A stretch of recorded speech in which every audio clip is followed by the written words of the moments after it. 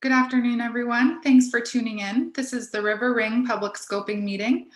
Thanks so much for joining us this afternoon. We'll be starting in just about 5 minutes at approximately 2 p.m.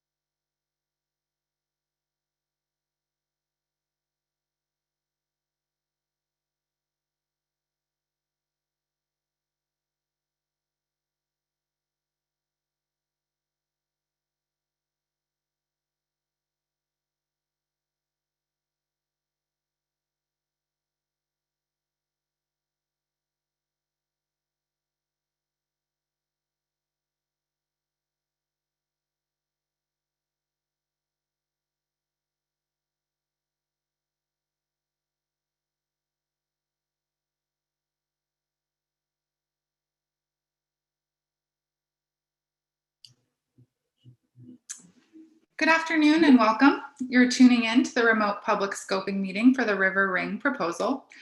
For the record, I'll note that the City Environmental Quality Review number, or seeker number, for the project is 21DCP157K.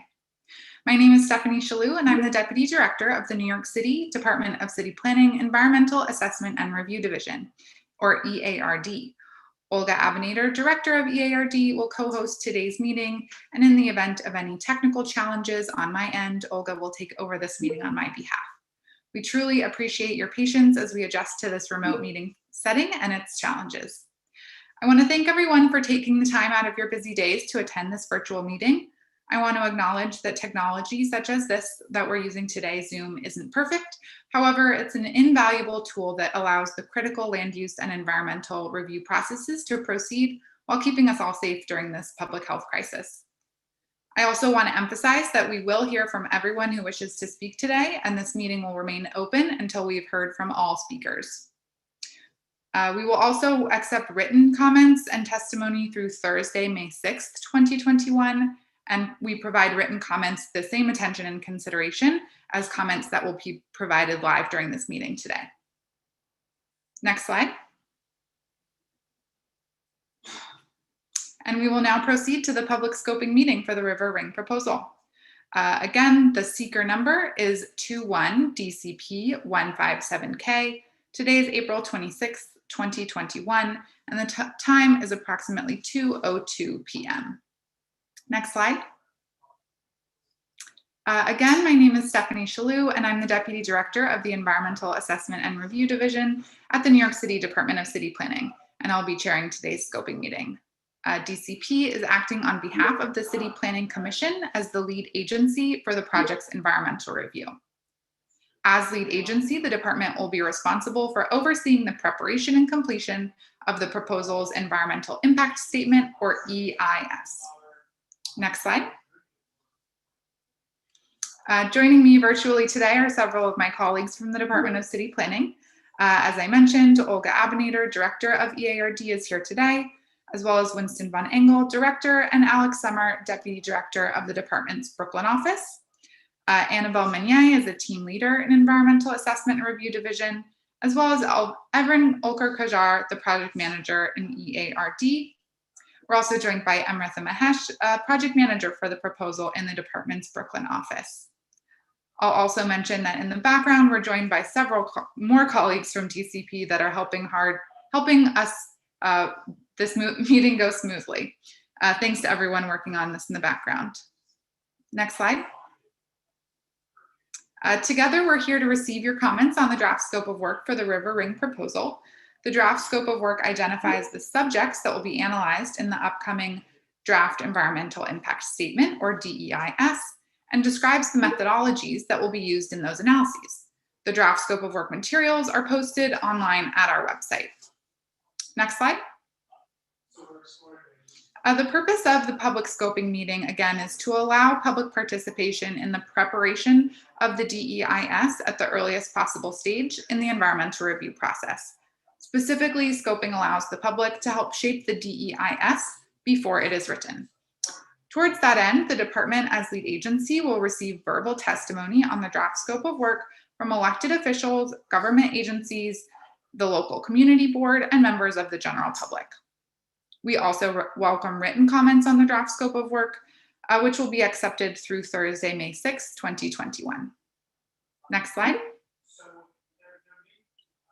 At the end of the written comment period, the department, as lead agency, will review all comments, those we hear today, as well as written comments that we've received.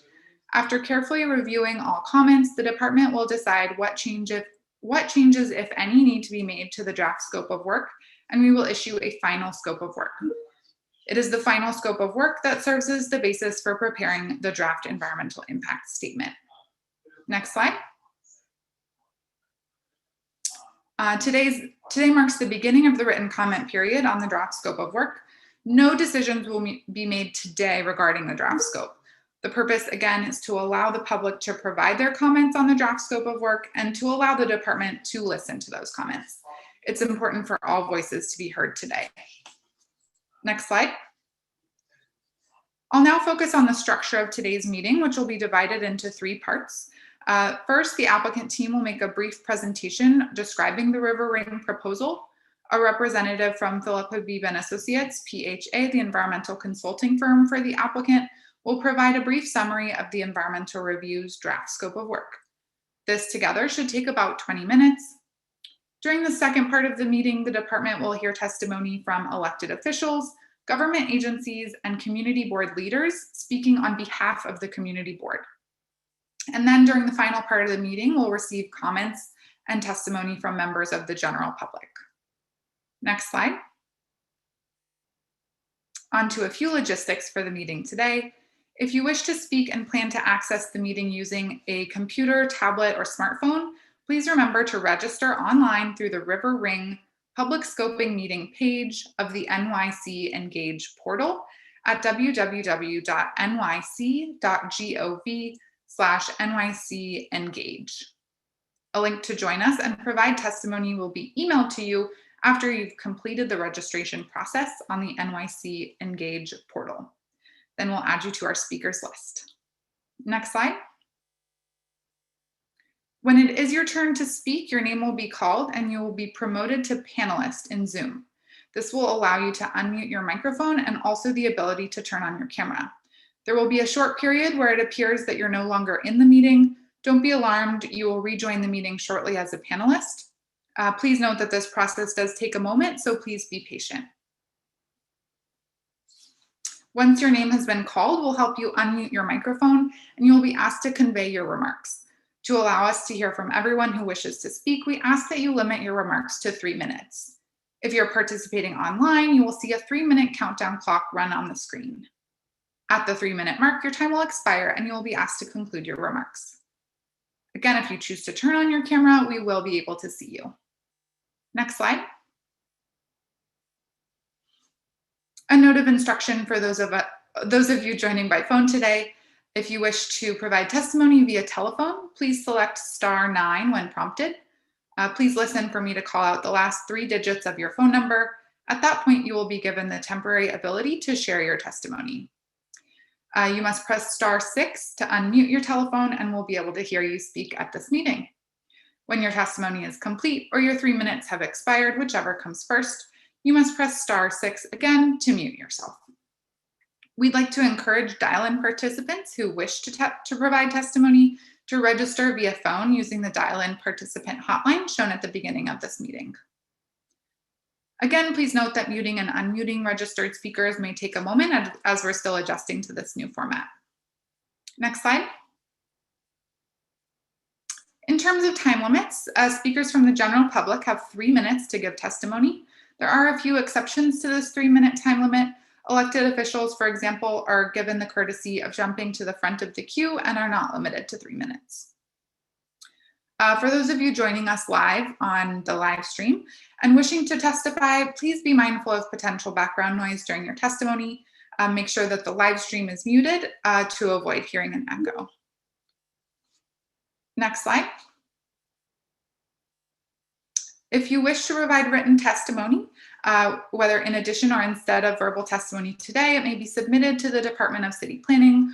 Our mailing address is shown here, 120 Broadway, 31st floor, New York, New York, 10271. Attention, Olga Abinator. They can also be emailed to our email address shown here, 21dcp157k_dl@planning.nyc.gov. This information can all be found on the NYC Engage portal and on our website. Again, we'll accept comments, written comments through Thursday, May 6, 2021. Next slide. If you missed any of the instructions, you can please visit NYC Engage for instructions on how to participate and provide testimony. We'll now move on to the first part of the meeting. The applicant will present an overview of the proposed project, which will be followed by the environmental consultant summary of the draft scope of work. I'll now pass it over to Lisa Switkin to begin the presentation. Great, thank you, Stephanie. Good afternoon. My name is Lisa Svitkin, and I'm a senior principal at James Corner Field Operations. We're the landscape architecture firm working on the River Ring project, and I'll be giving the project overview joined by both David and Abir, who will also be presenting today. I did want to take a minute to just acknowledge the comprehensive team that's working on the project with Two Trees, the developer. This includes a group of architects, engineers, ecologists, coastal resilience experts, and many others. Next. So I'll start with just an overview of the vision and goals of the project. Next.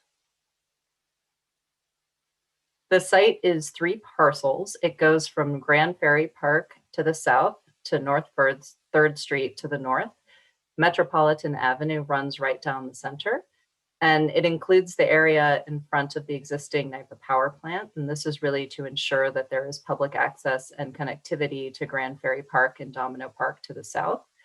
The site is really a critical missing link, and it has the opportunity to complete the continuous public waterfront all the way from Domino Park to Bushwick Inlet Park to the north. Next.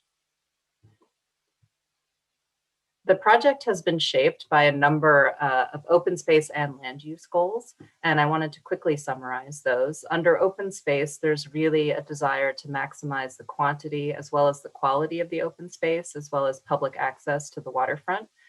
This includes a diverse range of uses and users, improved connectivity, also that it is a model for sustainable and resilient design, as well as to advance environmental equity.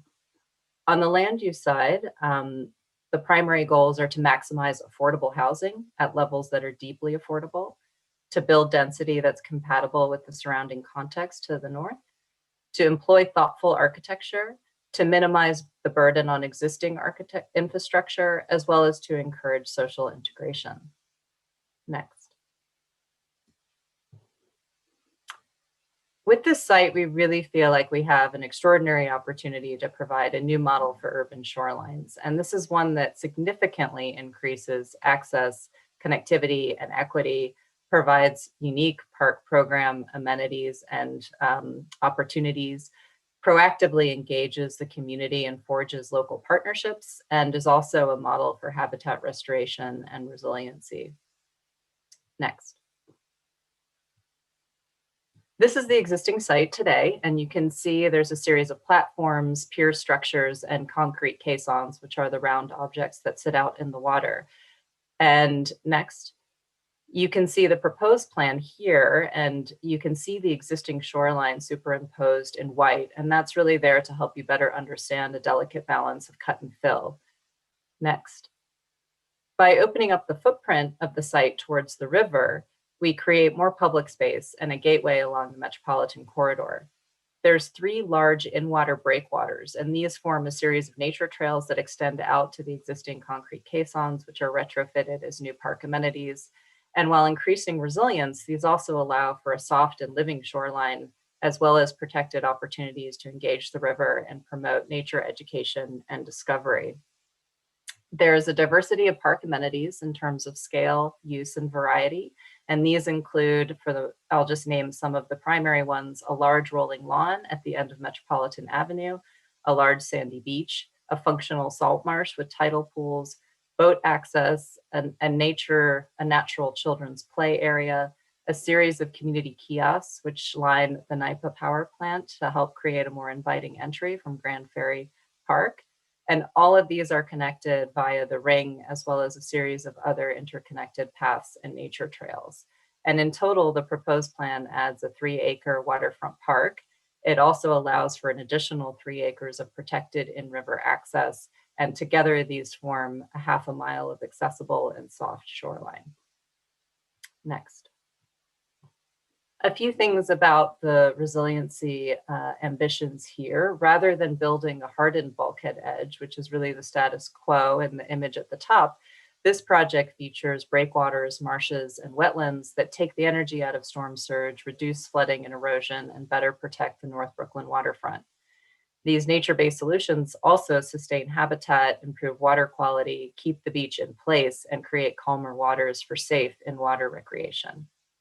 Next. This image shows the project all coming together. You can see the breakwaters, the habitat, the intertidal habitat, everything sort of below the water line, the upland park, as well as the buildings. And based on preliminary modeling, the breakwaters and the shoreline design together reduce wave energy by 70%, which really underscores the effectiveness of the proposed resilience strategies. Next. Just wanted to go through some of the park amenities. This is an image of a large natural play area. This is at the southern end of the site, and in stark contrast to other playgrounds in the neighborhood that are primarily concrete and asphalt, this playground really uses natural materials, and it's integrated into the topography, the cove, and the beach. Next. As mentioned, there's a really strong focus on nature and estuary education, and in partnership with Brooklyn Boatworks, Billion Oyster Project, and the YMCA, the park's breakwaters are not only functional as resilience infrastructure, but they're occupiable as nature trails. And these trails lead out to a series of retrofitted concrete caissons, which are transformed into a tidal outdoor classroom, a bird hide, and a picnic grove. Next. The ring, which is an elevated promenade, promotes access in and around the river. And this provides a varied journey that really ties together all of the different park amenities and helps to facilitate flow. Next. So now going on to the buildings. The buildings, there are two mixed-use towers here with R8 density, and they'll consist of mixed income residential, neighborhood-oriented retail, and community facility programming. The triangular footprints and orientation of the towers have been designed to maximize views and access to the waterfront to reduce shadow impacts, as well as to create a gateway along the metropolitan corridor. And there's an idea of blending the tower with the podium in order to soften the relationship between the buildings, as well as to maximize views. Next. The R8 density is the same as what is designated to the north and to the south. And this would allow us to build something very similar to what you see to the north. This is an image showing if that were done. So this represents a more traditional massing, which typically takes up most of the lot area and provides the minimum open space requirement, which is equivalent to a 40-foot wide shore public walkway. Next. Well, at the same density as the previous slide, by compressing the R8 floor area into a very small footprint, two very small footprints, we're able to maximize the open space in the public ground plane experience, but this does result in taller, albeit much more slender buildings. Next. So we really believe that the benefits of the increased open space in both quantity and quality, the improved connectivity, access, and strengthened coastal resilience are really worth the trade-off for the taller buildings. And the buildings are currently as designed to have 1,050 units with 263 low-income units. That targets an average of 60% AMI. Abir will present the CEQA work shortly, and this will show a more conservative analysis, and that allows for up to 1,250 units with 313 low-income units, and that reflects the same density, but with a smaller unit typology. This is an image of the ground floor plane, and it's just worth noting here how small the building footprints are. They actually comprise roughly 35% of the total site, not including the NIPA site just to the south. And again, this is very much in contrast to more traditional approaches where you have, the buildings taking up most of the lot area. You can also see here in another image, which I'll show later, this idea of open air arcades, which further signal a welcoming and inviting place. Next. So the idea behind the ground floor and specifically is to have a really vibrant and public ground floor. So community, neighborhood-oriented retail, park and waterfront dependent uses, these are all integrated into the idea that there's a very porous relationship between the city and the water. And this includes the Northern Tower, which has 3 floors for the YMCA, including a new aquatic center, which is the image to the right. Next. This is a rendering of the gateway along the metropolitan corridor, and you can sort of see here how the buildings twist and turn to open up the site to allow for more light and air and sky, as well as the arcades here. You can see that kind of public ground floor and arcade, which again are trying to open up the site as an invitation to enter, and that it is public. Next. This is an image along North 3rd Street, and another key priority was really to activate the streets and the storefronts instead of having back of house. And so these really open up views and vistas. It allows for activity with the lobby to the YMCA along this edge. And you can see here too how the building peels away from the Austin Nichols building, again, to try to provide more light, open sky, and an attraction to go down to the waterfront. Next. Two Trees is currently pioneering an on-site wastewater treatment plant at Domino, and the idea is to bring that technology to River Ring as well. We're also proposing a battery-powered electric microgrid, and this reduces dependency on the city's overtaxed utilities and infrastructure, alongside a number of other sustainable best practices in green technology. Next. So in addition to the park and the buildings, one of the things that is the most impactful is really the affordable housing impacts. As I mentioned, there will be 263 units as part of this development. The rents are at an average of 60% AMI. The idea is that this is a high opportunity area and there will be fully integrated units, so you won't be able to tell the difference between the market rate units and the affordable housing units. It represents a 20% increase within 1 mile of the site, and that really is a significant economic diversification of the area. And Two Trees will continue conversations with the community as well as with HPD about programs that would promote more units of affordable housing and lower AMIs. In addition, it's worth noting that 50% would have community preference for residents of Brooklyn Community Board 1. Next.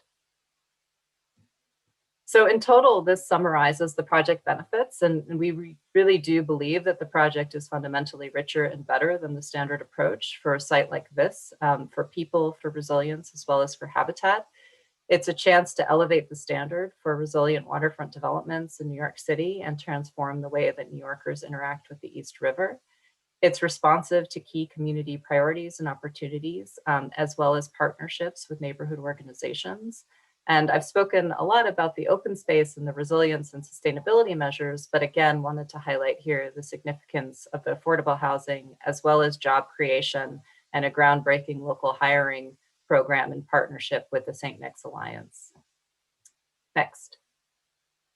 So in conclusion, we believe that River Ring has been thoughtfully designed to include integrated co-benefits. So it provides diverse park experiences and recreational opportunities. It promotes protected water access and uses. It increases habitat and ecological benefits. It increases resilience. It creates thoughtful architecture and offers educational opportunities.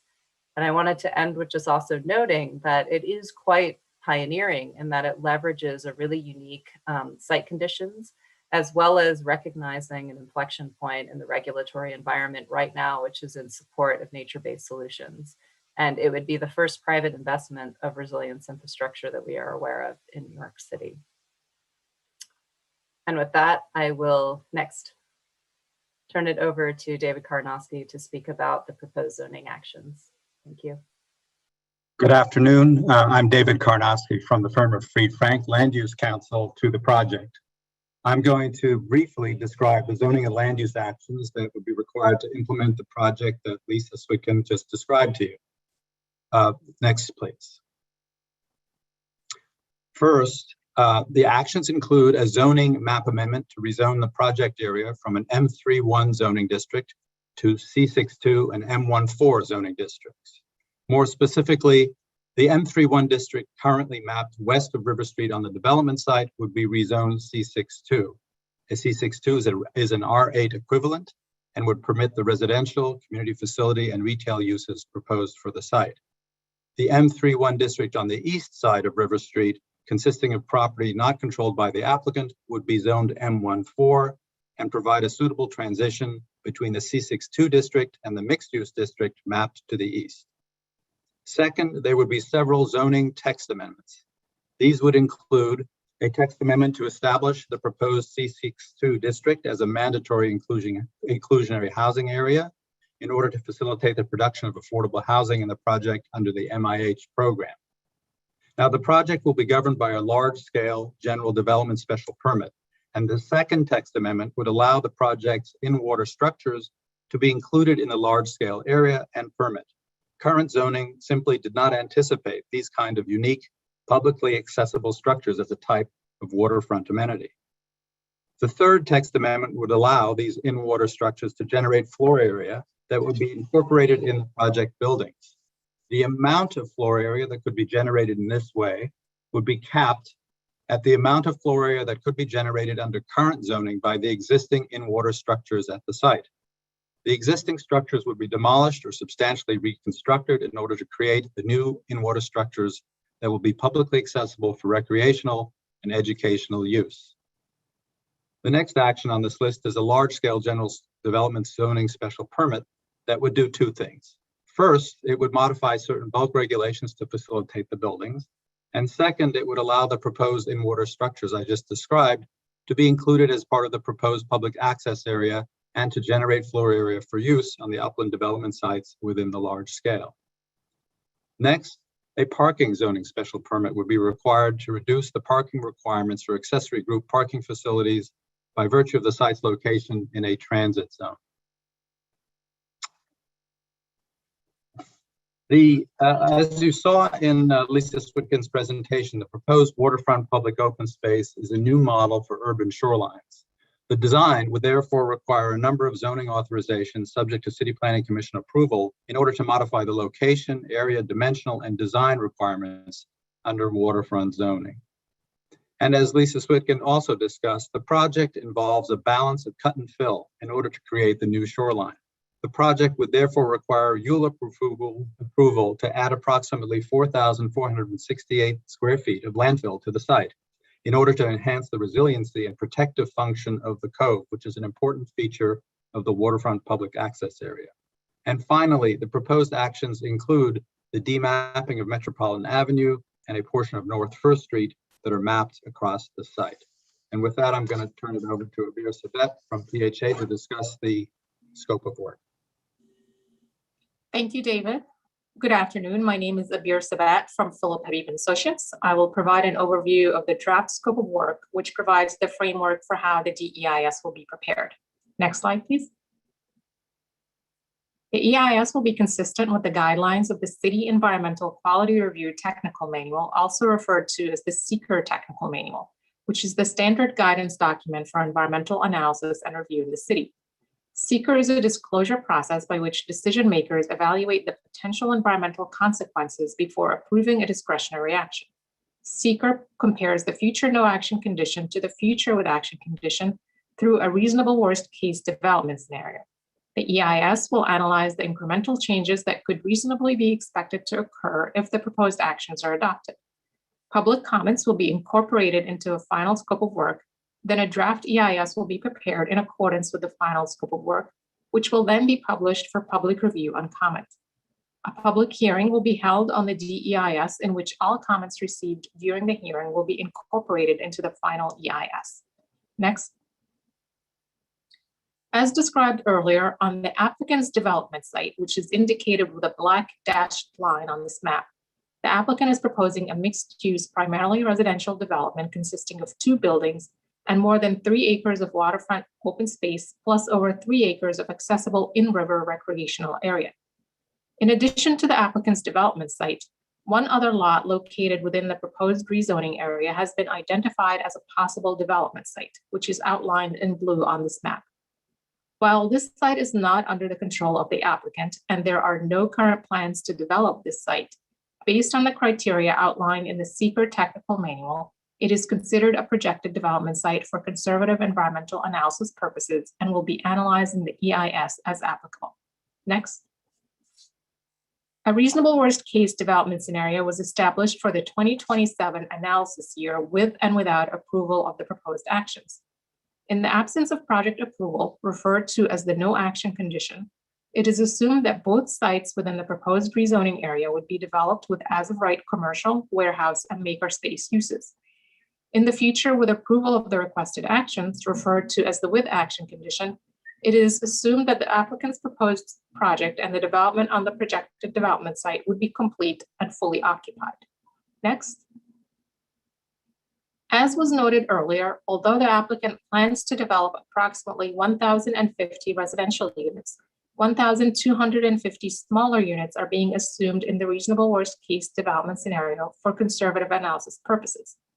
As shown in this table, when comparing the no action condition to the with action condition, the reasonable worst case development scenario for the proposed actions is expected to result in a net increase of approximately 1,250 residential units, including 313 affordable units, approximately 56,740 square feet of community facility space, 5,500 square feet of office, and 3.1 acres of publicly accessible open space, plus over 3 acres of accessible in-river space and intertidal area.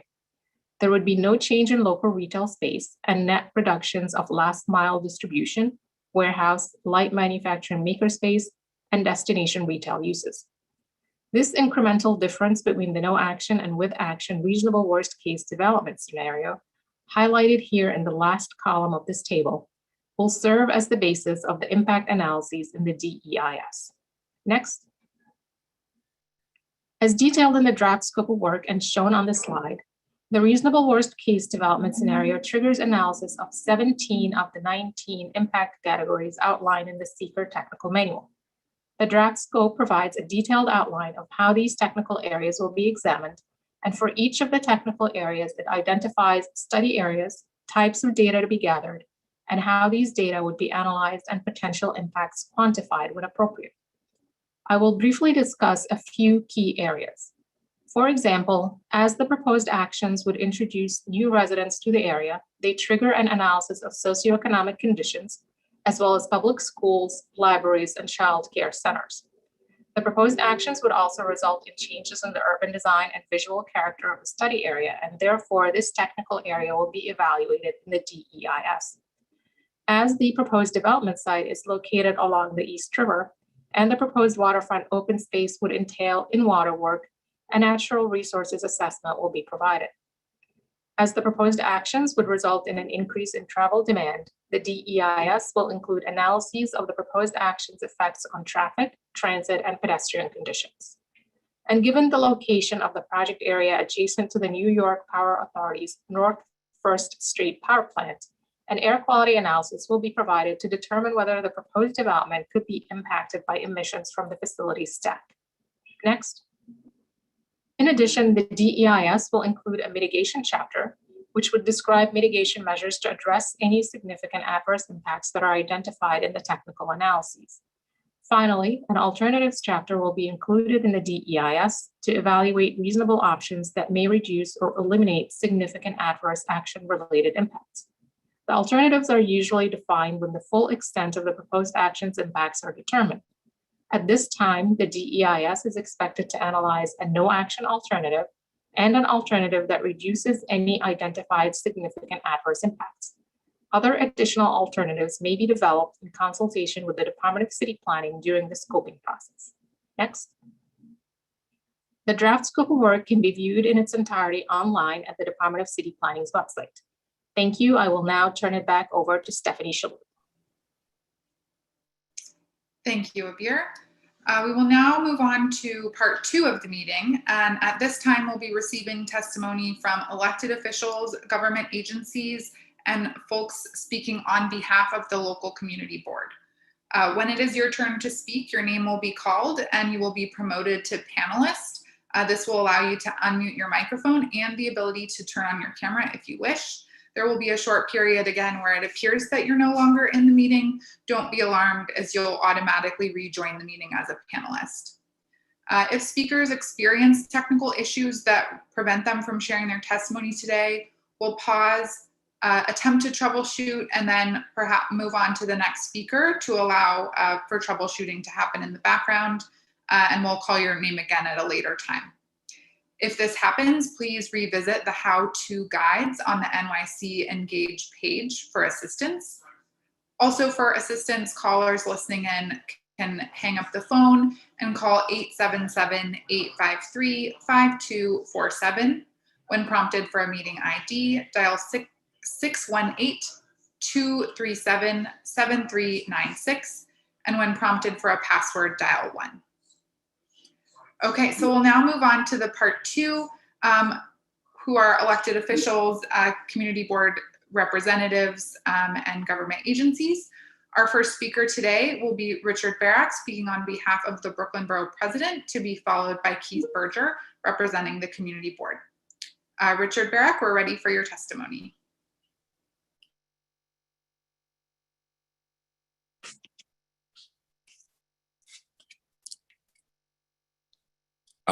Good afternoon. This is Richard Barak, Land Use Director for Brooklyn Borough President Eric Adams. Today, I am here.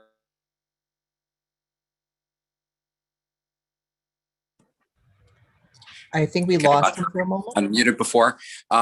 So my name is Richard Barak. I am Land Use Director for Brooklyn Borough President Eric Adams.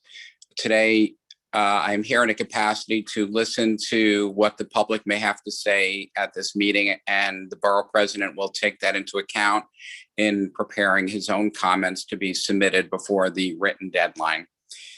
After the document is completed and the item is certified for public review, after the community board holds its public hearing, the Borough President Adams will also hold a public hearing to allow the public the opportunity to weigh in again during the formal EULA process. Thank you for your time. Thank you very much. We will now move on to our second speaker in this category, Keith Berger, speaking on behalf of Community Board 1.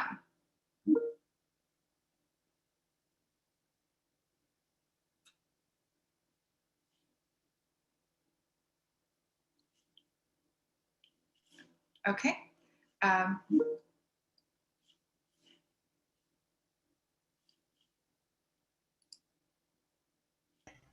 think, can you hear me now?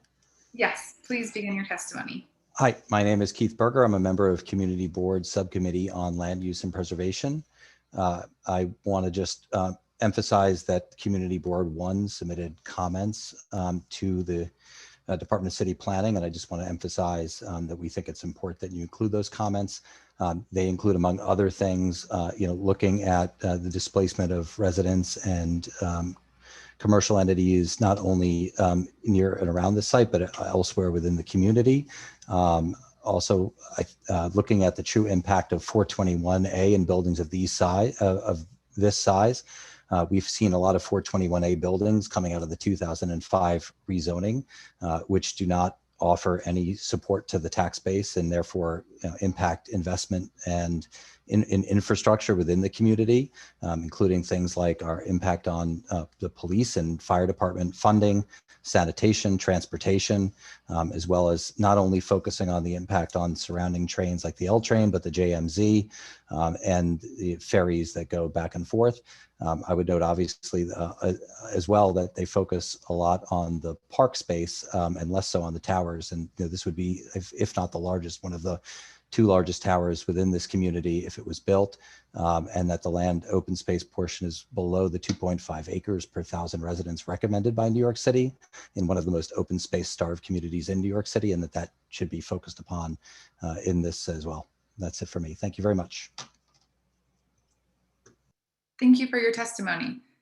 Again, we do give written comments the same attention and consideration as verbal testimony received today, and anything sent to us via email or mail will be included in that.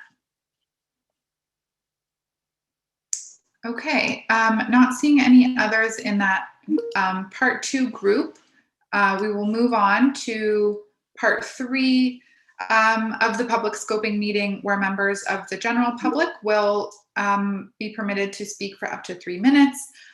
Again, as I mentioned, if you're joining us online, you will see a 3-minute time tracker showing on the screen when you begin your testimony.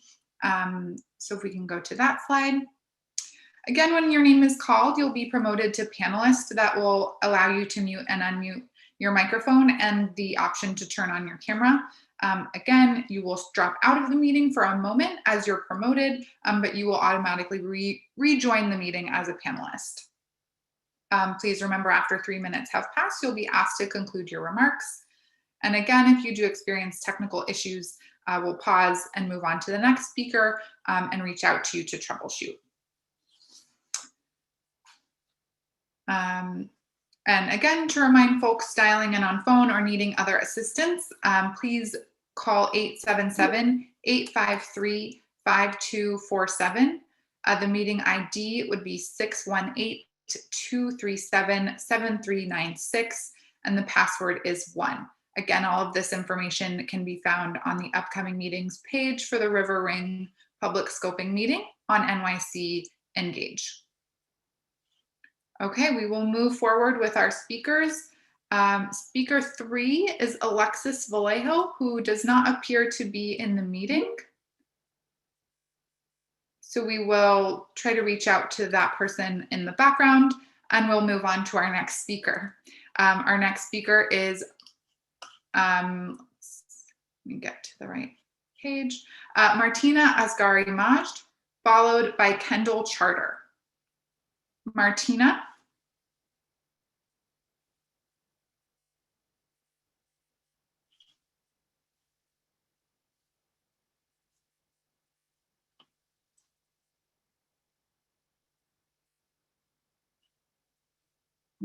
We'll wait a moment for them to join us as a panel. Hi there. Sorry, I didn't realize that I had to unmute. Good job on my name. Good afternoon. I'm Martina Asghari Majd, the founder of Cleanup Crews, an environmental volunteer organization which focuses on street cleanups, community partnerships, and youth education. When I was asked by Constantia Melaneskia to participate in a call in support of a new development proposal in Williamsburg, I immediately opted in, and when she further elaborated on the scope of the project, I was even more thrilled. I took 3-mile-long walks along the Williamsburg waterfront every morning in the beginning of the pandemic in 2020, and I consistently noticed that the 3 blocks along River Street were overrun with trash every day. When it didn't seem like anyone was doing anything to improve the condition, I decided to take action. When I went out to River Street on June 8th to pick up trash for 3 hours, some people walked by to thank me, some said it wasn't my job, and it was then that I made the commitment to setting the time aside each week to pick up trash. I returned to River Street the following week alone and posted to my social media account. And by the 3rd week, 25 volunteers showed up and a volunteer organization was born. As a resident of Williamsburg who doesn't plan on going anywhere anytime soon, I want to emphasize my excitement and support of this new initiative. And I would just like to understand how the sponsor intends to source the sand for the beach. As some of you may know, the sand is used for everything in our modern world, from building structures to electronics and cosmetics. The sand is mostly being excavated from the ocean, and there is no regulation on this as oceans are open land.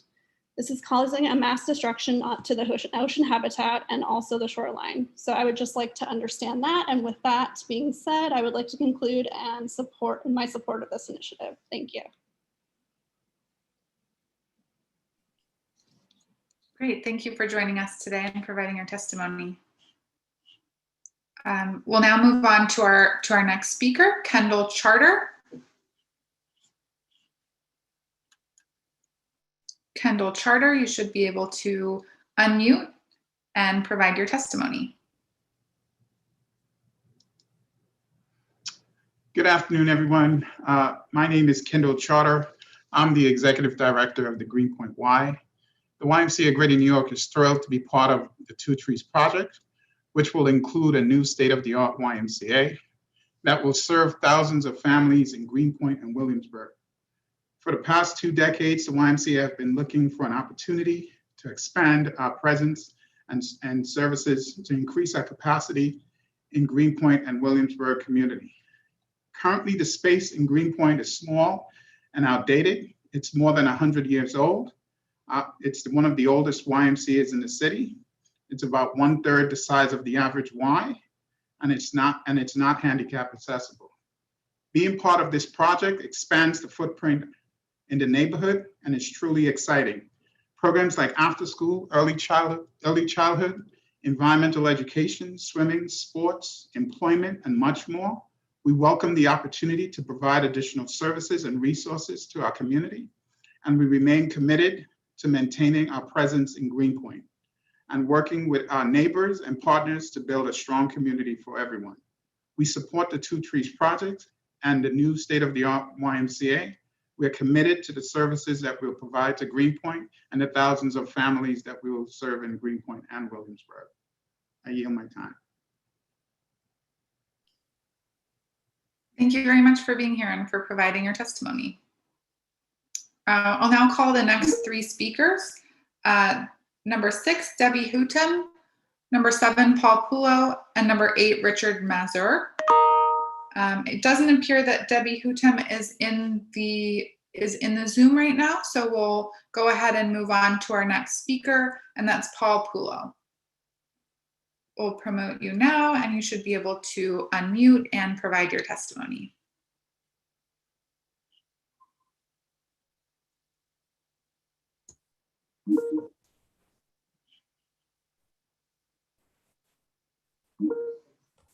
Hi. Hello, please begin your testimony. Hi. My name is Paul Pulo. I'm the executive board chair of the Greenpoint YMCA. I'm also the president of North Brooklyn Development Corporation, and I'm involved with the Montalvo Museum and on the board of the CAG. So the reason I'm here is because I'm very excited about this project. Kendall Charter, just before me, spoke about the YMCA and all the advantages of getting a new Y in our area. That building has been there for over 100 years, and it just doesn't do the job anymore. The elders, the senior citizens that want to use our pool can't go up the stairs. The young moms and dads who bring their children with their baby carriages have to walk up the stairs. It just doesn't work. So as far as that, we definitely are excited about the aquatic center, about the new Y going to this project. But as far as the project itself, this project, I was excited when I saw the plans for this project. It's not just 2 square boxes going up. Jed and David and Two Trees have done a fantastic job designing something that if I had a list of things that I want, they put more than that into it. This is going to be a fantastic thing. This will be good because there's no way that this should be an M3 zoning. I remember the old oil tanks there. It was ugly, it's polluted. They're going to clean it up. They're going to do a better job than if the Parks Department were doing it, and it's on their money. They're spending the money for it. Not only that, but we're going to be able to help Greenpoint and Williamsburg and the north side and the south side. Now, the Y will be going over to that area also, which is never there before. So we'll be bringing help to the families over there. They're going to put in microgrids. They're going to put in their own wastewater. They're going to help the traffic along Kent by having a continuous promenade. It's just one thing after another. I congratulate them for it, and I definitely want this project. Thank you. Thank you so much for your testimony. Our next speaker, Richard Mazur.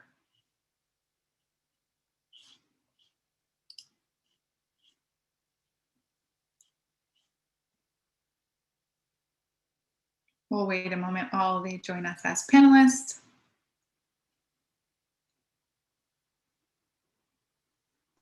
Can you hear me? Yes, we can. Okay, I don't know if you can see me. I'm actually on vacation in Florida. And can you see me now too?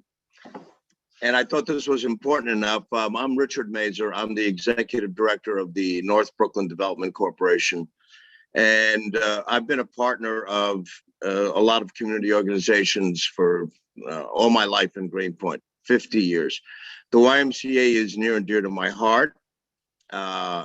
And, you know, a big portion of my support for this project is creating a YMCA for the regular people to be able to go to a gym, to be able to go to swim, to have their kids, you know, go to programs.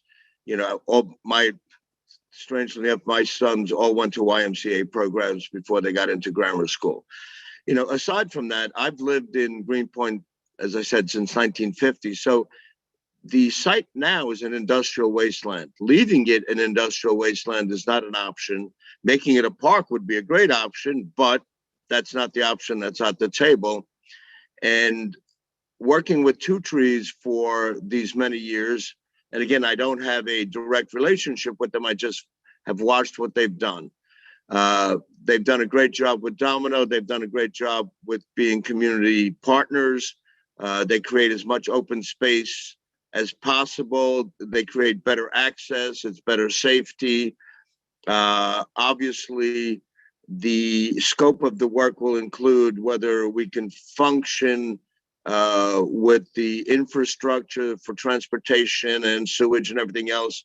And I'm sure all of that will be addressed by Two Trees. But I'm pretty excited because looking at the renderings, again, if you look at what it looks like now, it's obvious. It looks like you're going into an old Batman movie with some industrial, buildings, and we can't leave it as an M-zoned parcel. It's got to be something where we can have access for the people, have access for the normal people to get some activities, because it's not just access to the waterfront to breathe the fresh air, but you got to physically be able to move around. And I wholeheartedly support the project. I thought it was important enough to take time away from my leisure to say we need more leisure for our community, and this is a way to get it, along with the housing and affordable housing, which I'm a huge, huge proponent of. So thanks for letting me onto the call. I think that's my 3 minutes.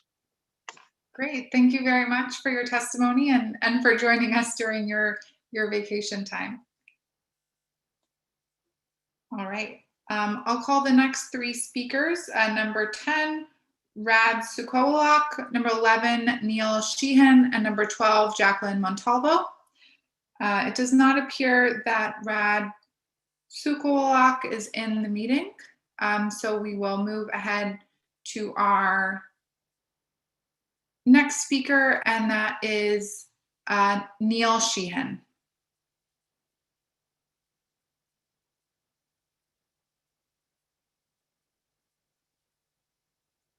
Neil Sheehan, once you're promoted, we will be ready for your testimony.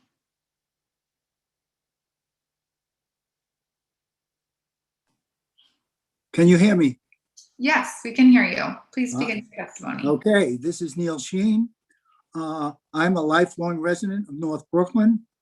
I happen to have been the chairperson of affordable housing for the subcommittee of the community board for the 2005 rezoning.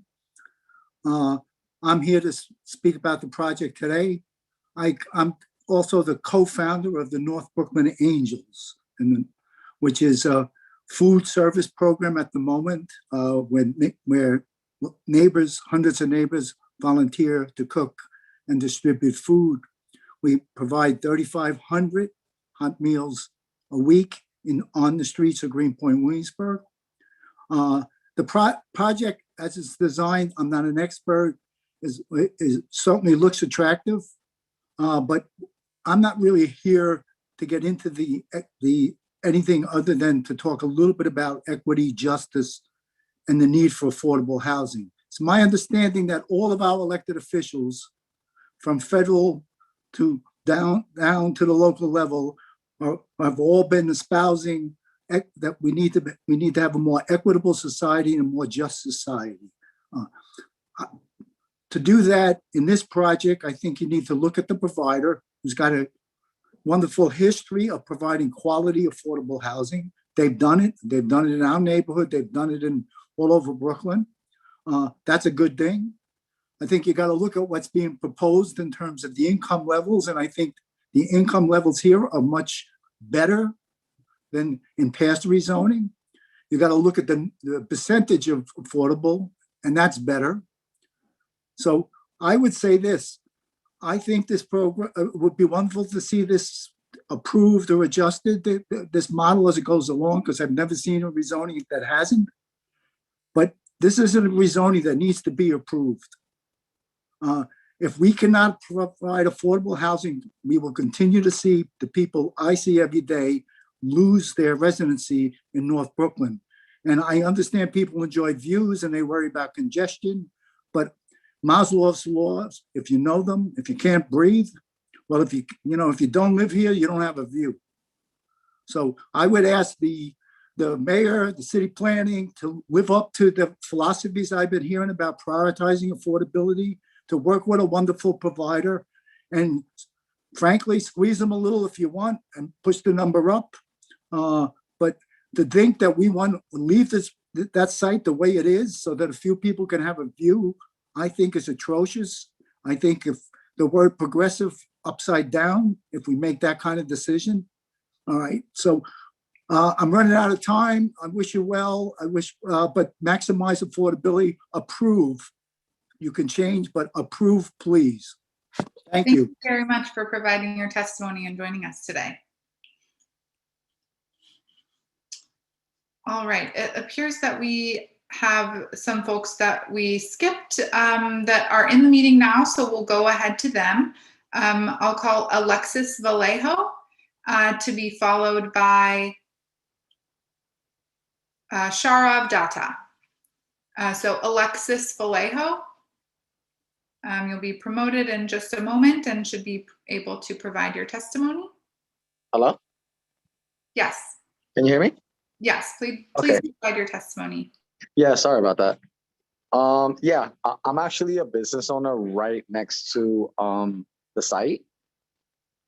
I heard about it and spoke about it in another interview as well. I think it would be a great addition to the neighborhood because as one of the businesses over here, it would actually help my business. Plus, like the other person that was speaking, he was talking about the affordable housing, which I totally promote because I just feel like it would bring more diversification in the neighborhood. So in terms of that and the way they're gonna set it up, we're adding another park like Domino Park. A lot of people come and enjoy Domino Park already. So I think that whole addition would just make the whole neighborhood better as a whole. So I'm definitely for the project and for just more people and more diversified people being able to get into the neighborhood with the affordable housing and just the way the way it looks like they're going to set everything up. It just looks like it would be a positive addition. So, I mean, in terms of everything, I just wanted to make it a point to take some time out and just, promote the whole project. And I think it would just be a great addition to the neighborhood. And just as a whole, I think everybody would just enjoy, being able to come and enjoy all the amenities that they're going to have there and all the extra apartments that are going to be available to people. That's about it. Great. Thank you for providing your testimony and for being here today. I'm glad we were able to resolve the technical difficulties. We'll now go back to speaker number 9, Sharav Datta. I will now promote you to panelist and you should be able to unmute and provide your testimony. Good afternoon. Can you hear me okay? Yes, we can. Please proceed. Thank you for accepting my testimony, and thank you to all of my neighbors that have spoken before me. My name is Sharav Datta, and I'm a 10-year resident of City Council District 33, where this proposal's development sites are also located. I'm offering my testimony as a member of the general public to express my support for this project in light of the many community and environmental benefits it's likely to bring. I ask all stakeholders to please consider the quality of life improvements that would come from a fully connected waterfront park space that extends from South Williamsburg to Greenpoint and the potential for rare recreational public riverfront access.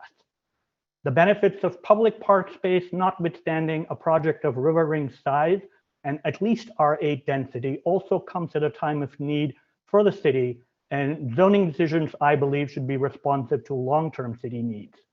NYC City Planning itself has found that the city is producing the fewest new housing units since 2015, which means fewer and fewer families have the opportunity to call New York home.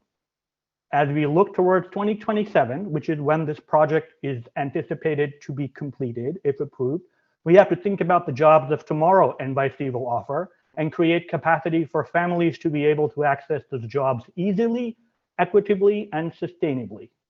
The up to 1,250 modern new construction and presumably much more energy efficient mixed income homes, and especially the up to 300 affordable apartments that are planned as part of this proposal will go a long way towards bringing opportunity and housing security in a neighborhood that has a higher median income than most others in the borough, which is based on independent census data, and is already seeing investments by the city EDC to increase ferry transit capacity and waterfront resiliency.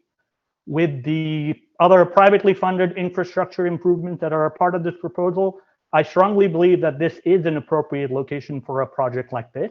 And I'm concerned that the no action alternative will likely end up being a last mile delivery warehouse for a company like Amazon, which will keep the waterfront sites largely inaccessible to the public, lose out on neighborhood infrastructural improvements, while likely also increasing nearby truck traffic due to the proximity to the BQE.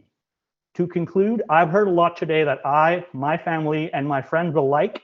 I hope the Rivering proposal will come to fruition. Thank you. Thank you very much for your testimony. We'll now go back to our order. To speaker 12, Jacqueline Montalvo. Jacqueline Montalvo will promote you, and you will be able to unmute yourself and turn on your camera if you so wish.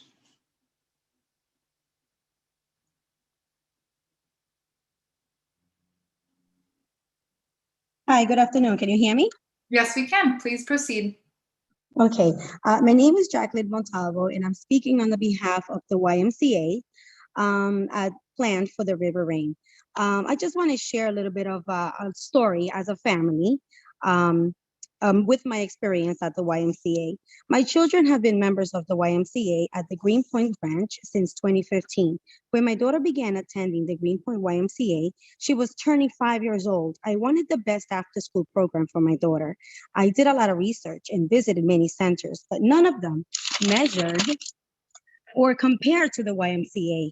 And the other centers were too expensive and didn't provide the quality of academics or homework help or social emotional support for my child.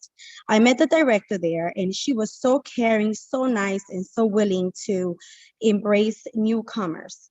So my children have been there ever since at the Greenpoint YMCA. They have been involved in many programs like the Compass program, which is the after-school summer camp, holiday camp, and learning labs. And also the enrichment classes like modern dance, gymnastics, ballet, theater, basketball, swimming, and karate. And all at reasonable prices and with excellent, caring, knowledgeable instructors. I am so grateful and feel blessed to have found the Y. And it has given my children the opportunity to learn and grow, not just academically, but also as a valued individual and socially. They have learned different things. They are involved in STEM lessons, in computers, and they have made so many friends. You know, kids and adults can enjoy the Y as well as provide jobs for our youth, and also who are also starting out in the workplace. They can serve as a guidance to our younger kids. They can be good role models as well. You know, it takes a village to raise a child, and I am very proud to say that the Y has been a major part of that village for my kids.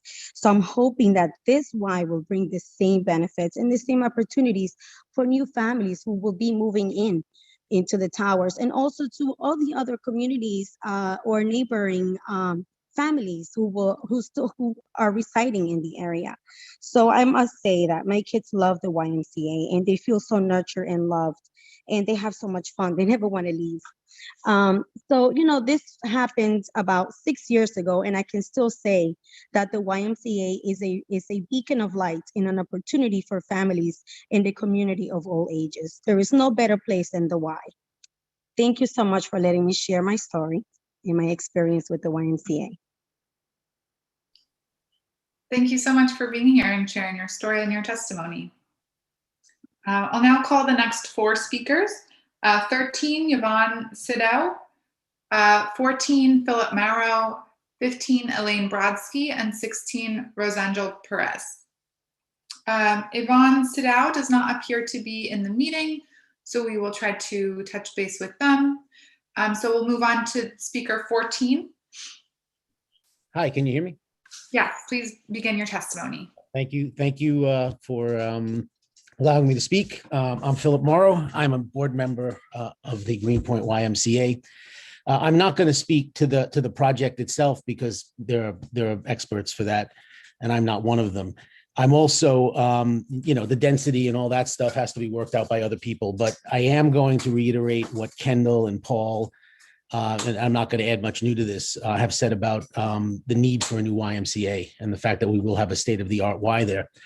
Anybody who has been to our building in Greenpoint knows that we have maxed it out. We cannot do anything else with it. We cannot find any more space.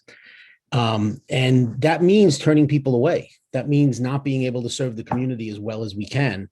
And, so to do that, we need a new space. And that's really what this comes down to, is that after 2 decades of looking, we finally have this opportunity to put, to put this to bed and have a new space for us and make it work. And so for that reason, I'm throwing my support behind the project. Personally, I hope we can work it out that both Ys stay, that we keep the one in Greenpoint and the new space. That's a personal, it's not a board comment. That's a personal comment. I just want to reiterate that. And just to throw my one more thing in here before I cede my time back, it's to reiterate what Neil Sheehan said. I'm also a board member of the North Brooklyn Angels, and the need for affordable housing in this neighborhood is through the roof. And if we could, the ability to get more and to get low income levels for that is something that we need to push for a bit more in this. And for those 2 reasons, my support is behind this project. Thank you. Great. Thank you for your testimony and for being here today. We'll go to the next speaker, Elaine Brodsky. Elaine Brodsky will be promoting you, and you should be able to unmute and provide your testimony in just a moment. Hi. Hello, welcome. Hi, thank you. I'm Elaine Brodsky. I am the chairperson of the North Brooklyn Chamber of Commerce. We represent Greenpoint, Williamsburg, and Bushwick. My husband and I have been in this community for over 30 years, and I have seen this neighborhood make enormous changes. One of the best ones was the 2 Trees development of the old Domino Sugar Factory into an amazing park space, which is open to everyone. Now they want to take a parcel, which is polluted, an industrial parcel, and develop that and create the River Ring project, which will create a park for the neighborhood. It will be privately built, operated and maintained by 2 Trees. Just as Domino Park, which is an award-winning park, is done. They have engaged the community. They have thought this through. They have done so much work. They have included so many amenities for everyone. Community kiosks for nonprofits and small business retailers. They will be able to have environmental projects for the school kids and the schools. There will be family areas, walkways, river activities, and of course, as we've all heard, the YMCA. We know what 2 Trees is capable of. We know the care and passion and concern that they demonstrate for doing the right thing. They have already demonstrated that they have the financial means and the creativity to do this the right way and give us a world-class park. Since 2 Trees has entered this community, they have supported many nonprofits and community causes. They don't just build and leave the community. They become an integral part of the fabric of our neighborhood. Unbeknownst to many, they have helped individuals and small businesses anonymously.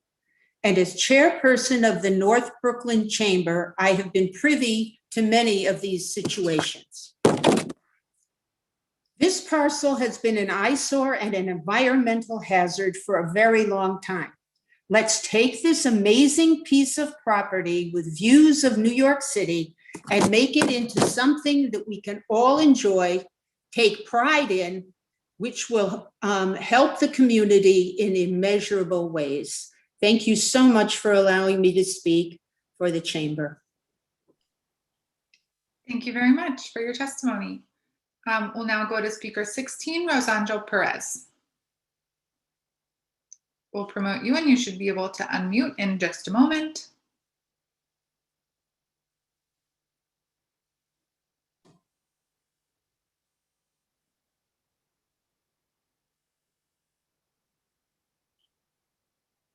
Hello. Hello, yes, welcome. Hi, everyone. Thank you for the opportunity to allow me to speak. My name is Rosangel Perez. I agree with Elaine. I am one of the small business owners that has been privy to seeing this eyesore. I have a business right there in the middle where Two Trees would love to build out. And so here I am offering my testimony in a variety of capacities. First, I am a born and raised resident of Williamsburg, Brooklyn. As I already indicated, I also share a small business along the waterfront with my sister. And more importantly, I love this neighborhood and I serve as a community relations and activist for this neighborhood. I have experience directly working as a community organizer for affordable housing. And so I'm very intimately connected, not only to the murmurings of what the people want, but also wanting to see the progression of this neighborhood. This has been an eyesore. I really love the creativity of building out.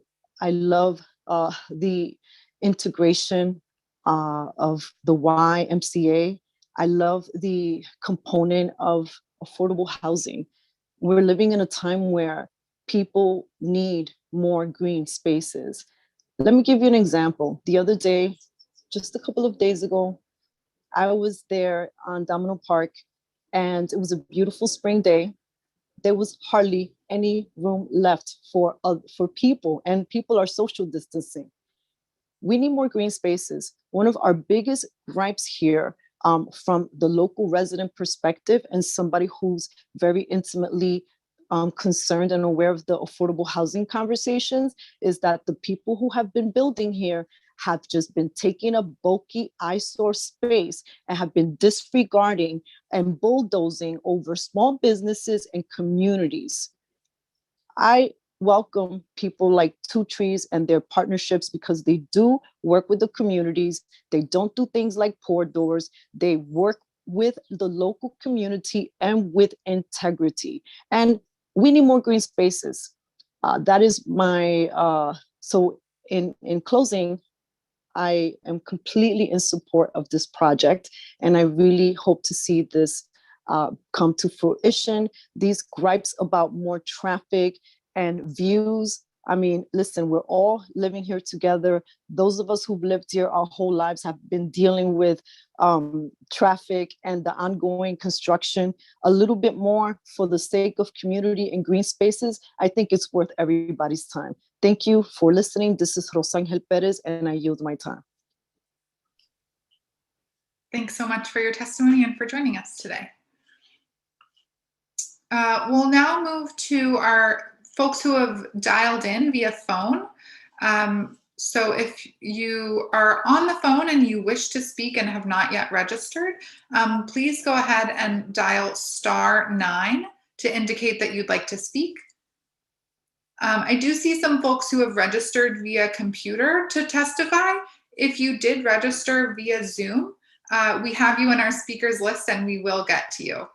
So don't despair. We're moving through our speakers today. Okay, it looks like we have 2 dial-ins that are interested in speaking. First, we'll go to the phone number ending in the last 3 digits, 325, and then we'll go to the person with the phone number ending in 832. In 325, please dial *6 to unmute yourself, and we're ready for your testimony. Hello, can you hear me?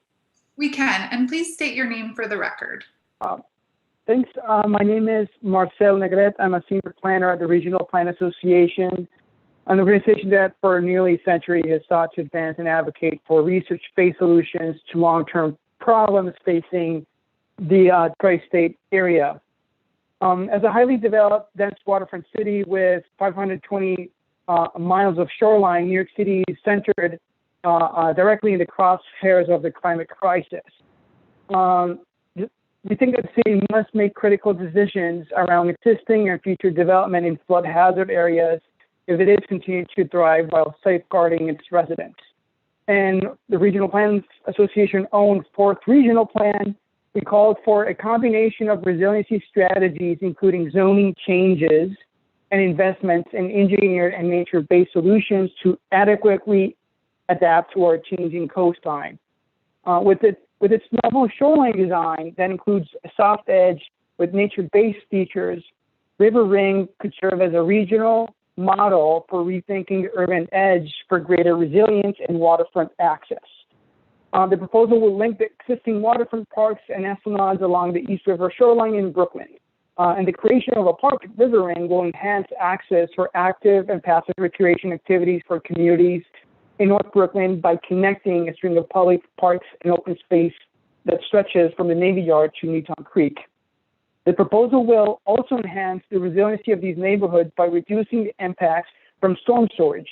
By increasing the linear distance of the shoreline, the protective cove will offer multiple touch points for dissipating energy and attenuating wave action.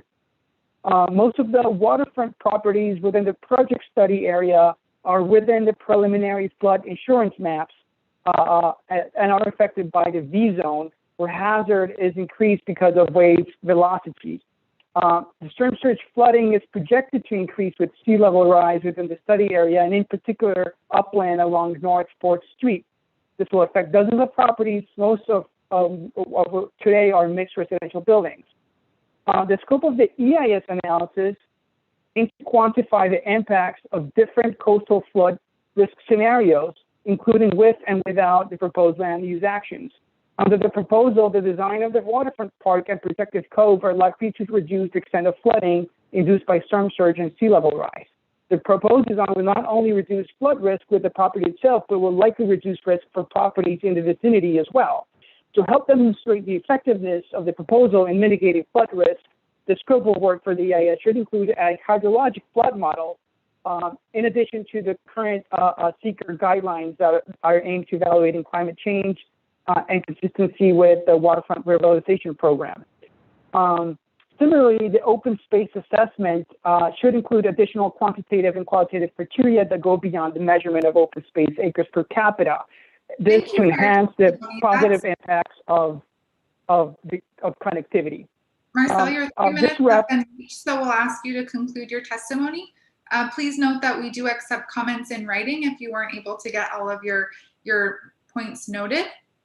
So again, those can be submitted via mail at 120 Broadway, 31st floor, New York, New York, 10271, or to our email at 21dcp157k_dl@planning.nyc.gov. Thanks for understanding, and we look forward to receiving written testimony. We'll now go to our next dial-in caller, phone number ending in 832. Again, you have 3 minutes to provide your testimony, although you can't see the timer in the Zoom. Please be mindful of that, and we're ready for your testimony. Hi, can you hear me?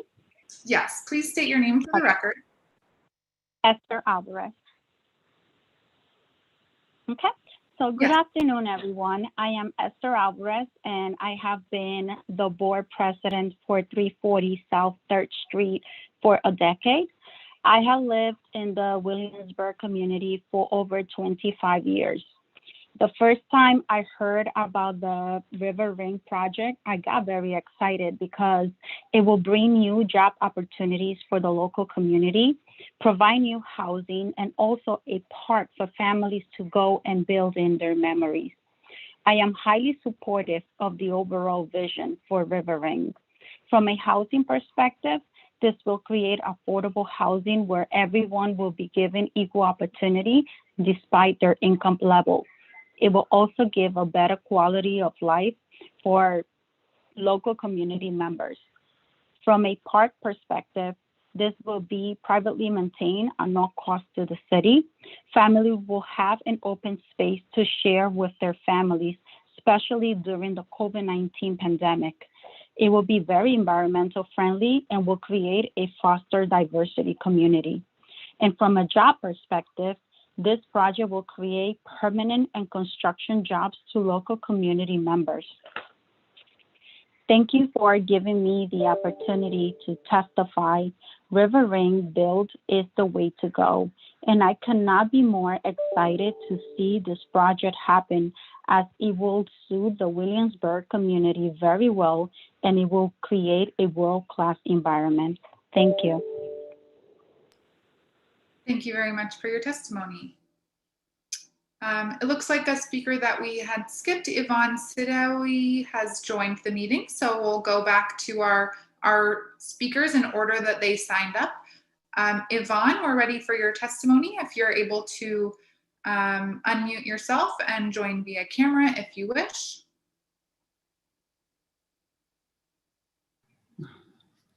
Hello, can you hear me? Yes, we can. And sorry if I mispronounced your name. Please. Yeah, no problem. Yeah, it's Yvonne. It's Yvonne.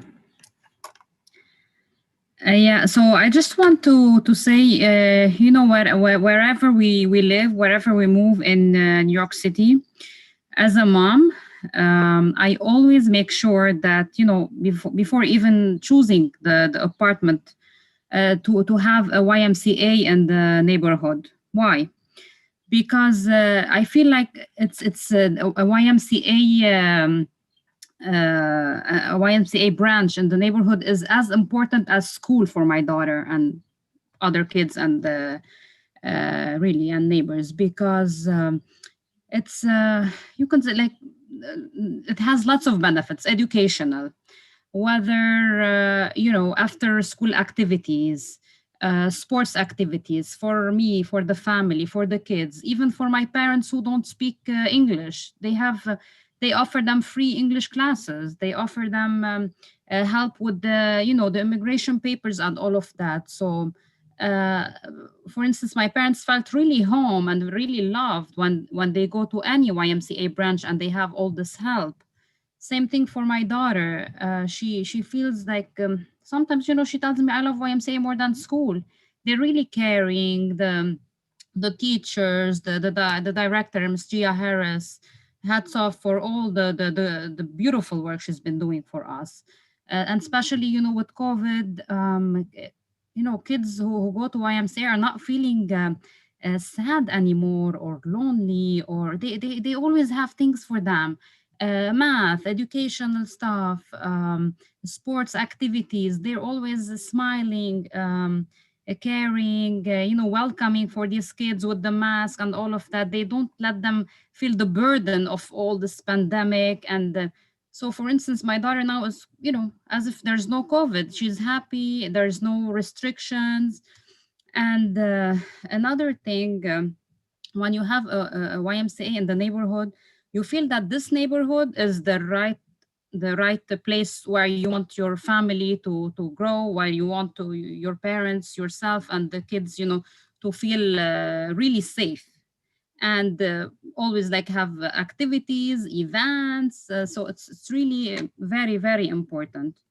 And yeah, I mean, also you see like the places around YMCA are the best places, the cleanest. People are like, you find the nicest people, you know, the people who go to YMCA. So I don't know. I mean, I can't stop like saying more things, because yeah, it's, I mean, YMCA for me is like very, very important, and hats off for all what they've been doing for us, whether pre-COVID or during COVID. And yeah, thank you so much. Thank you very much for providing your testimony and joining today. Okay, I'm going to call the next handful of speakers back in our speakers list in order of signing up. Jan Jairo Roman, Craig Heitzman, Jose Leon, and Randy Pierce. So we'll start with Jan Jairo Roman. We'll promote you to panelist, and you will be able to unmute yourself, turn on video if you wish, and we will be ready for your testimony. Hi, welcome. Hey, good afternoon, Chair Lego and members of the commission. My name is Jan Jairo Roman, and I've been a member of 32BJ for almost a year. I work as a concierge. As you know, 32BJ is the largest property service union representing 85,000 property service workers across the city. We maintain, clean, and provide security services in buildings like the one being discussed at Rivering. We estimate that this rezoning, which will allow the construction of 2 residential towers with nearly 300 affordable apartments, community, retail, and parking space, will lead to the creation of 13 new building service jobs. The commitment to good permanent jobs in this project is clear. In examining the impact of this project, we hope that the Commission will consider how it will affect building service workers. We believe any investigation of a project like this should consider whether the development will sustain wage standards in the building service industry. This project clearly does that.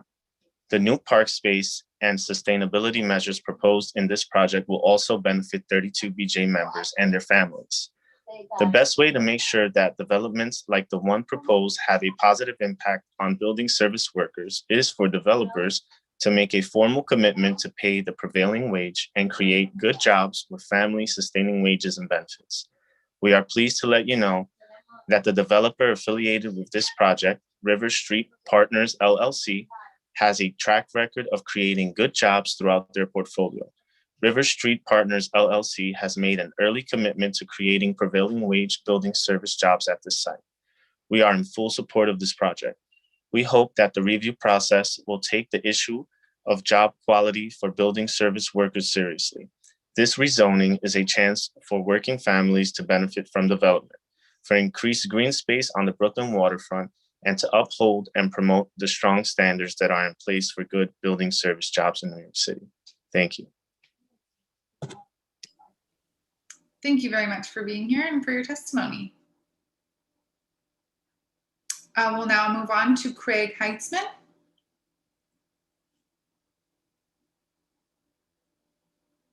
You should be able to unmute yourself in just a moment and provide your testimony.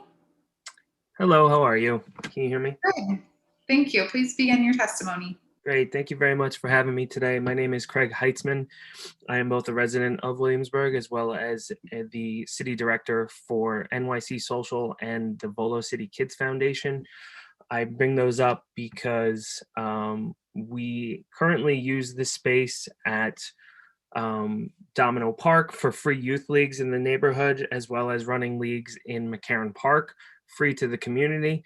So when we see a space that's coming up that is going to help benefit the kids that we serve, we fully support it. We feel that the River Ring offers a great opportunity to get kids connected to the waterfront in a way that isn't available anywhere else really in the city very easily. For kids to have access to the birds, the beachfront, just to be on the water in a safe way, you can't do that really in Williamsburg right now. So that's really an amazing thing. And then as a resident, just as everyone else has said previously, the amount of active and passive park space in Williamsburg and Greenpoint's area is very small compared to the amount of people trying to use it. So getting more passive space is super important.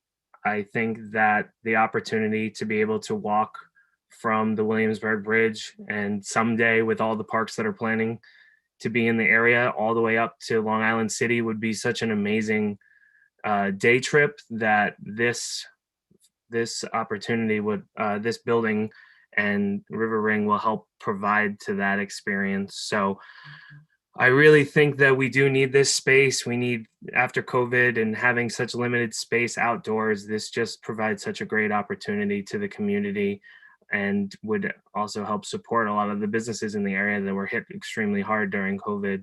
So I believe that we should move forward with this, and it will help provide greater access to the community and to all the kids in the area for sports, as well as being able to use the YMCA that is planned to go in there.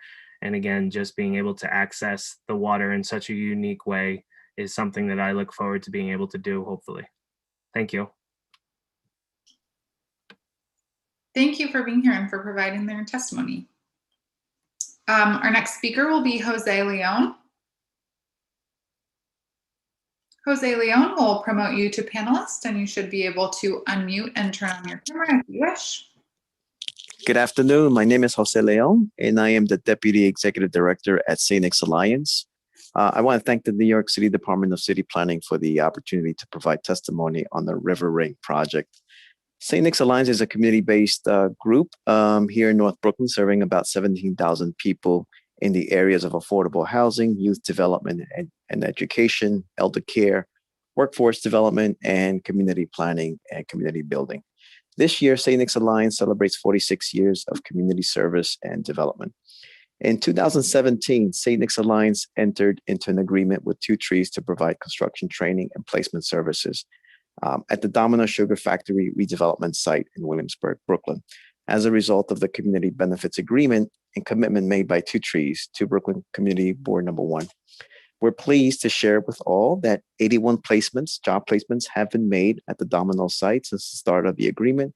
And we're very happy to share that Two Trees, through its subcontractors, are starting many of our entry-level placements at $20 an hour, a rate that is significantly higher than our experience working with other developers or developments.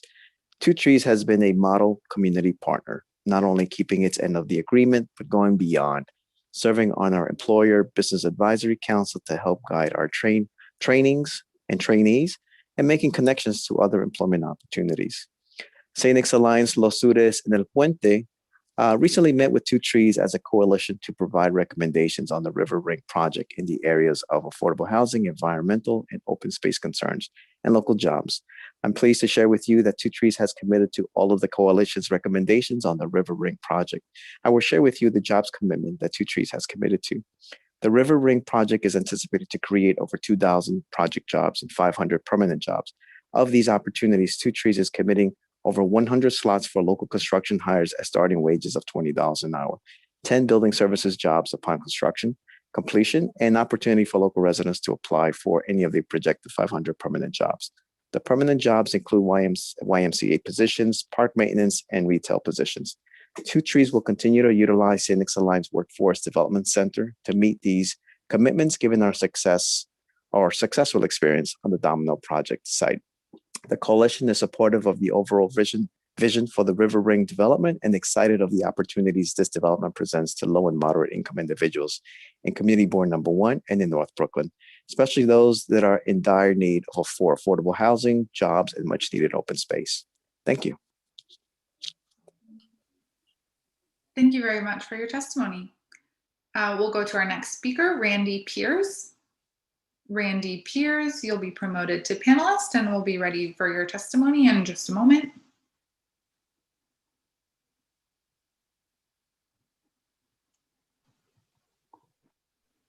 Stephanie, thank you. Thank you, Department of City Planning, for having me. Hold on, let me just pull up my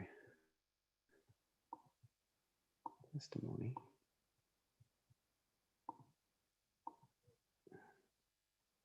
Sorry about this.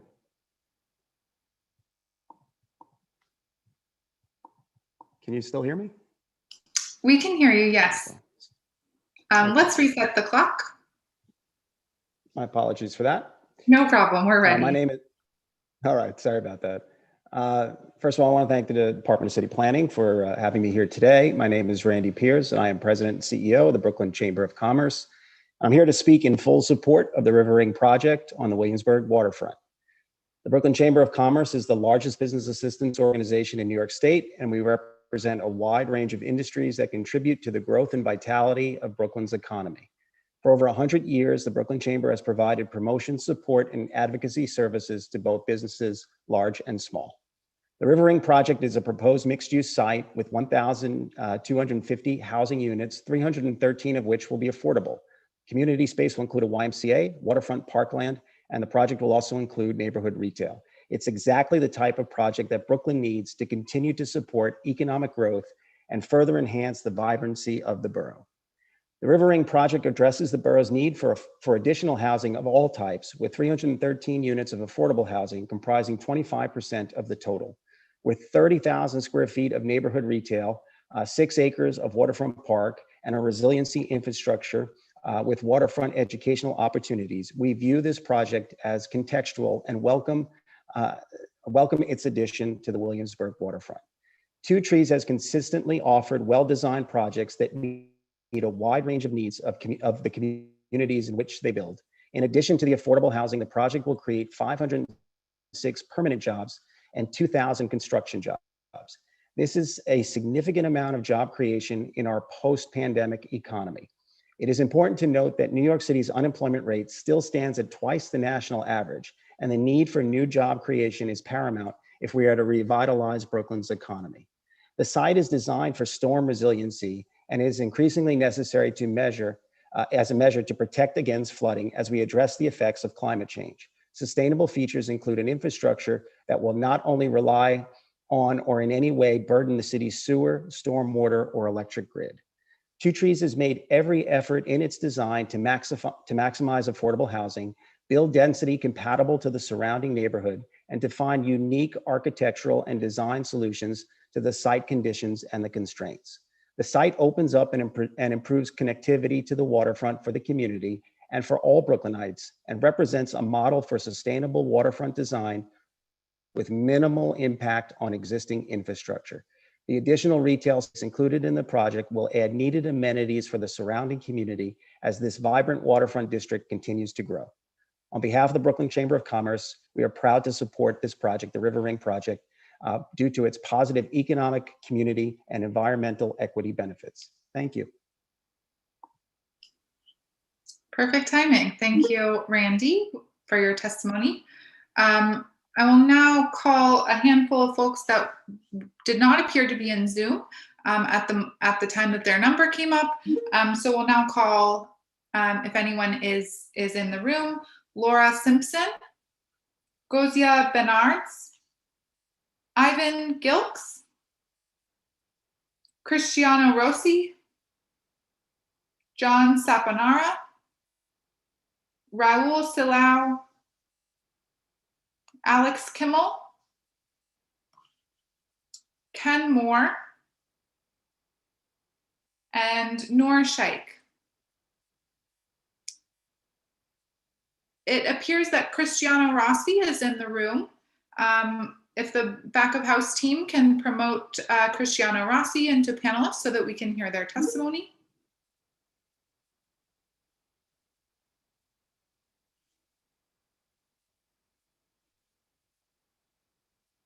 And hello.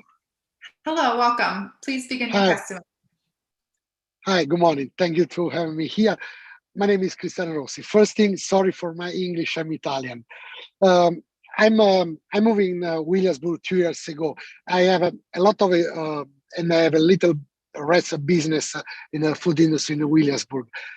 I came from Italy with where I have a lot of restaurant business there. And when I move in the United States, because I want to develop my business also here, I'm trying to find some location, some area in New York that is more like Italy or Europe. But the problem here is that it's very hard to have access to the waterfront, or all the part close to the water was very, very bad. But when I saw Domino Park and I see how the Two Trees have the project to develop all the area, I fall in love of them and of the project, because I think this is for us, for all small businesses, they great a big opportunity. Because they bring a lot of people, a lot of customers, and because it's now, and I think this is the future of all the city, have to be more closer to the sea, to the front, to the waterfront. And also because every time that I go to the Domino Park, I saw that there's so many people, but they need more space. They need to have more space on the front of the waterfront, because New York don't have all this space on the water. And I'm sure that the project that they have will be one of the most beautiful, great project for New York City. And of course, they help all of us, all of our small business that in this period, they suffer a lot for the COVID, for this problem that we had until now. And their project, they really can help us to rebuild all our business. Thank you very much. Grazie, and thank you. Great, thank you so much for your testimony and for being here today. I'll go ahead and call the next 4 speakers in order so that they're able to get themselves ready. Our next speakers are Rashid Littlejohn, Maxwell Cabello, Remy Schwartz, and Harrison Grinnan. Rashid, we're all ready for your testimony. You'll be promoted to panelist in just a moment and able to unmute yourself. Hello. Hello, welcome. We're ready for How your you doing? testimony. I'm doing well. I'm ready. I would like to say that I'm a community member. I'm a member of the Bushwick-Williamsburg community, born and raised, also a youth development leader, counselor, worked with a various amount of programs, Salvation Army, Coalition for Hispanic and Children's Services, Grand Street Settlement. And my concern specifically when it comes to this project, one, I love it and I'm excited about what it will bring to the community. But my concern specifically is in the culture that's going to be created around supporting the individuals selected for the affordable housing unit. I'm aware of a handful of things historically that have happened in New York City and the lack of protections around people who, get opportunities to live, within, majority, above market or market rate buildings, but they are able to access, those opportunities because of affordable housing. But, unfortunately, there aren't any provisions. One example is in 2018 in a development called Irby, with HomeCourt LLC, they tried to segregate an entrance and exit for people who are listed under affordable housing. And there's been a lot of predatory practices made to try to remove specific individuals or just people within affordable housing outside of those residences. So I'm just hopeful that a part of this project, there are some opportunities to create a cohesive culture when you create spaces for people who are under affordable housing. I also am interested in how priorities will be selected when it comes to the YMCA. With people who are in affordable housing or, the overall community of the residents there when it comes to childcare and the services provided. If it's going to be like a 50-50 down the middle, is there going to be more services that the YMCA is going to provide for affordable housing individuals, or like what the process of that is?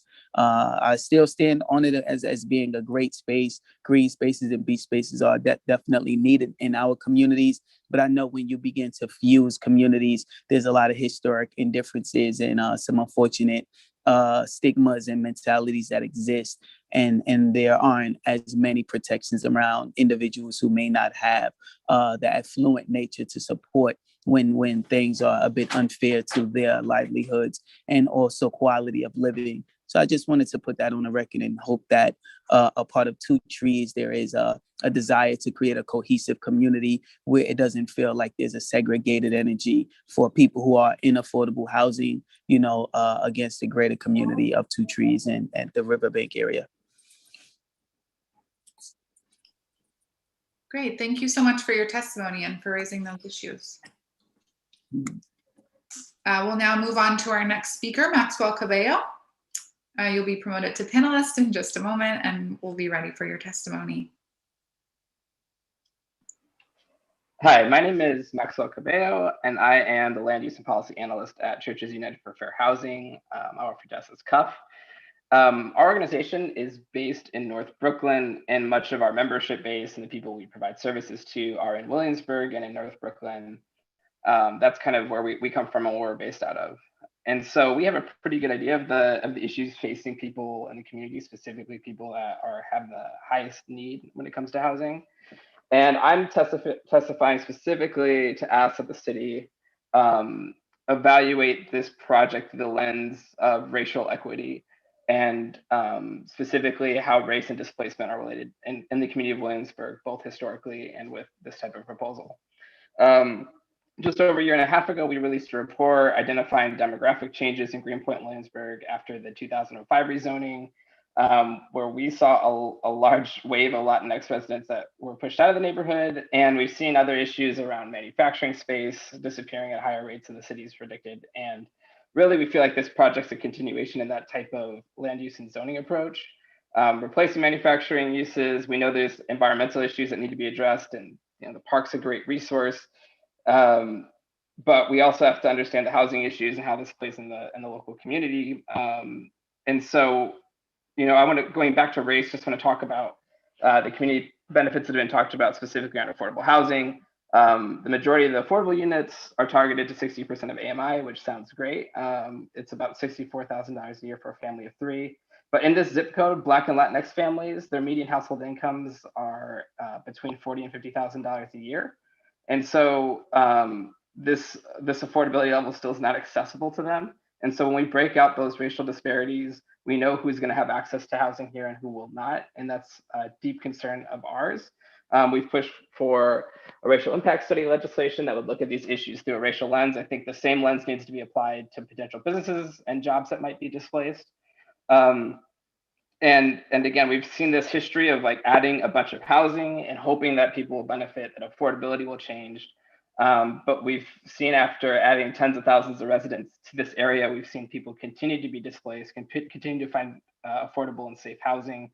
So I really implore them to look at things through that lens of what might happen. I understand the enormous benefits this proposal entails. But again, the developer is getting tens of millions, if not hundreds of millions of dollars in property value from this zoning change, over 1 million square foot of residential property, when buildable square foot development sites are sold about $300 to $400 a square foot in Williamsburg. So it's an enormous benefit for them. And as a community, we have to demand that we get the same type of return and investment. And so I'm just asking that the city evaluate this through a racial lens, and specifically who's going to be displaced and who's going to benefit. Thank you. Thank you very much for your testimony, and thank you for being here. We'll go to our next speaker, Remy Schwartz. Remy, you'll be promoted to panelist in just a moment, and we'll be ready for your testimony. Hi, thanks. Can you hear me? Yes, we can. Please proceed. Thanks so much. My name is Remy Schwartz. I'm the Director of Development and Administration at Brooklyn Greenway Initiative. We're a nonprofit dedicated to the implementation of the full 26-mile Brooklyn Waterfront Greenway, which when complete will run from Greenpoint all the way to East New York, and will serve more than 2.6 million Brooklyn residents and create a landscape trail for pedestrians, cyclists, human and electric power transportation that will wrap around Brooklyn's entire waterfront. I'm commenting on this project on behalf of our organization as how it relates to green space on the Brooklyn waterfront. Currently 20 miles of the 26-mile Brooklyn Waterfront Greenway is in use and runs past this development on Kent Avenue. In 2020, more than 1.3 million people used the Brooklyn Waterfront Greenway, which was a significant increase from prior years. And during COVID, we also saw an additional 30% increase in visitors to the Naval Cemetery landscape, which is a 2-acre small green space that we manage adjacent to the Greenway at the Brooklyn Navy Yard. This last year has demonstrated the myriad benefits offered by green spaces in New York City and the immense need from its residents. And we would like to endorse the River Ring plan and this vision of a green connected Brooklyn waterfront. We believe the plan for the 3-acre park and the protected water access is a terrific example of climate resilient design. And we're hopeful that the River Ring will be one of many projects that create sustainable and resilient public spaces along the city's waterfronts. Thanks so much. Great, thank you for your testimony and for joining. I will go to our next speaker, Harrison Grinnan. Harrison Grinnan, you'll be promoted in just a moment and we'll be ready for your testimony. Yes, can you hear me? Yes, we can. Go ahead with your testimony. Yeah, so just before I get into my main point, something I really like about the existing development from Two Trees at Domino is that they've done a really good job with the public bathrooms. They're of a much higher quality than any other public bathrooms I've seen in New York, and they're open much longer hours, which as a runner has saved me many times going through that neighborhood. But just in general, talking about this development, the existing alternative is basically going to be a Amazon last mile delivery site, which would mean a bunch of trucks. And that would mean more traffic in the neighborhood. That would mean more dead pedestrians in the neighborhood. Building housing in a rich neighborhood, a neighborhood that has a median census income over $140,000 a year and is over 60% white, is our moral imperative. There's no way around it. Building housing in rich neighborhoods like this is what we must do. And as a resident of the neighborhood, it's something that I think it's sad to think that people would rather preserve views over welcoming new neighbors. The affordable housing component of this is great. I think that just in general, the overall new residents, whether affordable or market, should be welcomed. New York, if you've been on this call and you haven't checked the news, New York is losing a seat in the House because we did not welcome enough people. And we are now going to have 26 members in the House of Representatives instead of 27. The tipping point was 89 people. If there were 89 more people in New York, we would still have an additional congressional representative. Projects like this are how to make that happen. I yield the rest of my time. Thank you very much for your testimony. All right, we'll move to our next set of speakers. I'll now call the next 4 speakers: Eli Kaplan, Desiree Knight, Adam Ganser, and William Thomas. Eli Kaplan, you're the next speaker. You'll be promoted to panelist and we'll be ready to hear your testimony. Hello. Hello.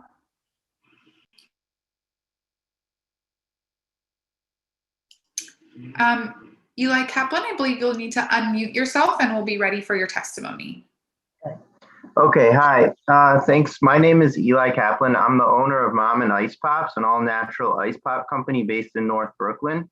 For the past 3 years, we've worked with Two Trees via Domino Park as one of their food vendors. So I wanted to offer a perspective of support for the River Ring project based on our experiences working with Two Trees. In our business, Mom and Ice Pops serves many different demographics at several locations, but the community that we serve at Domino Park is by far the most diverse community. In our time working with Two Trees via Domino, we've seen just a really impressive and thorough commitment to always catering to the needs and wants of that diverse community on the North Williamsburg waterfront. There's lots of things I could say, but I bullet pointed just a few that show the ways that they've prioritized that diverse community. Two Trees / Domino Park, they've asked us to get our ice pops kosher certified because that's a concern of a lot of large demographic of the park goers there. They also asked us to create additional menu items that offered more affordable ice pop options. So we have mini pops now, which are really popular with the kids. And just offer, the same quality product, but at to a wider array of people.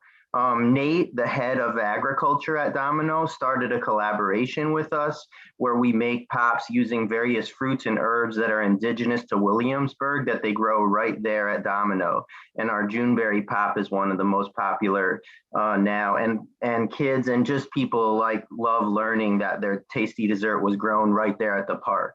And Mike from Two Trees created a free ice pop reward system where exemplary park goers,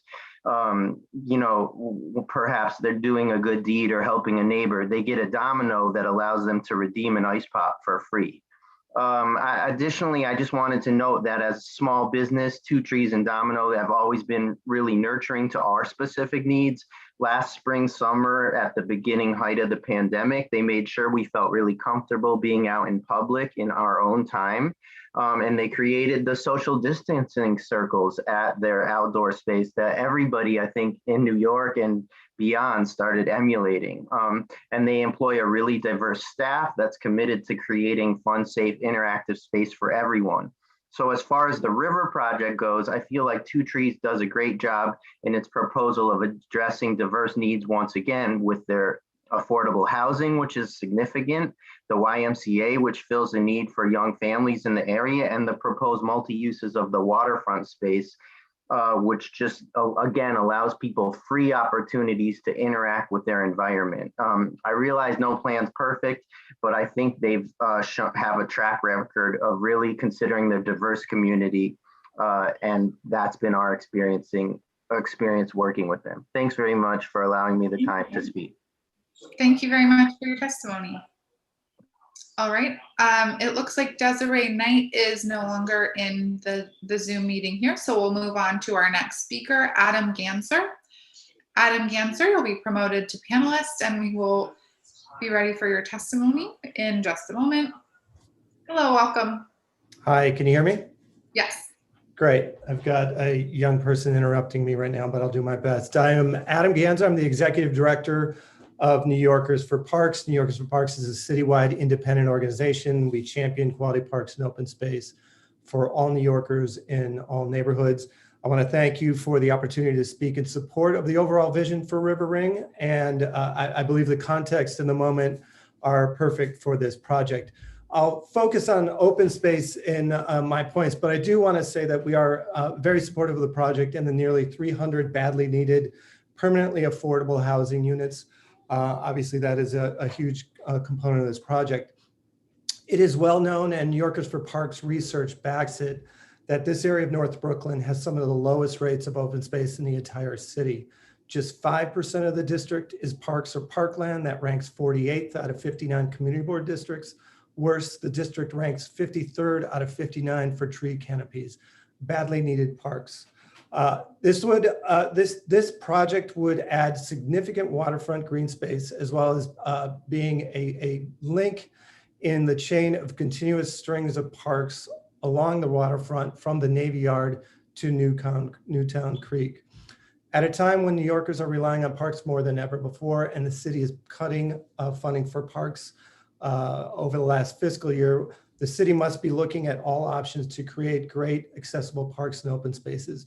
I think the last point I'll make is that it's important that this is a forward-looking project, will cost the city nothing, and will be built and maintained entirely with private funds and be open and accessible to the public.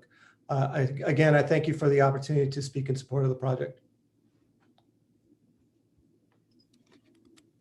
Great, thank you very much for joining us and for your testimony.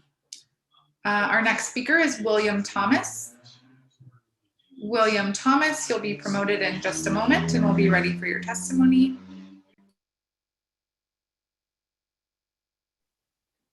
Hello there, can you hear me?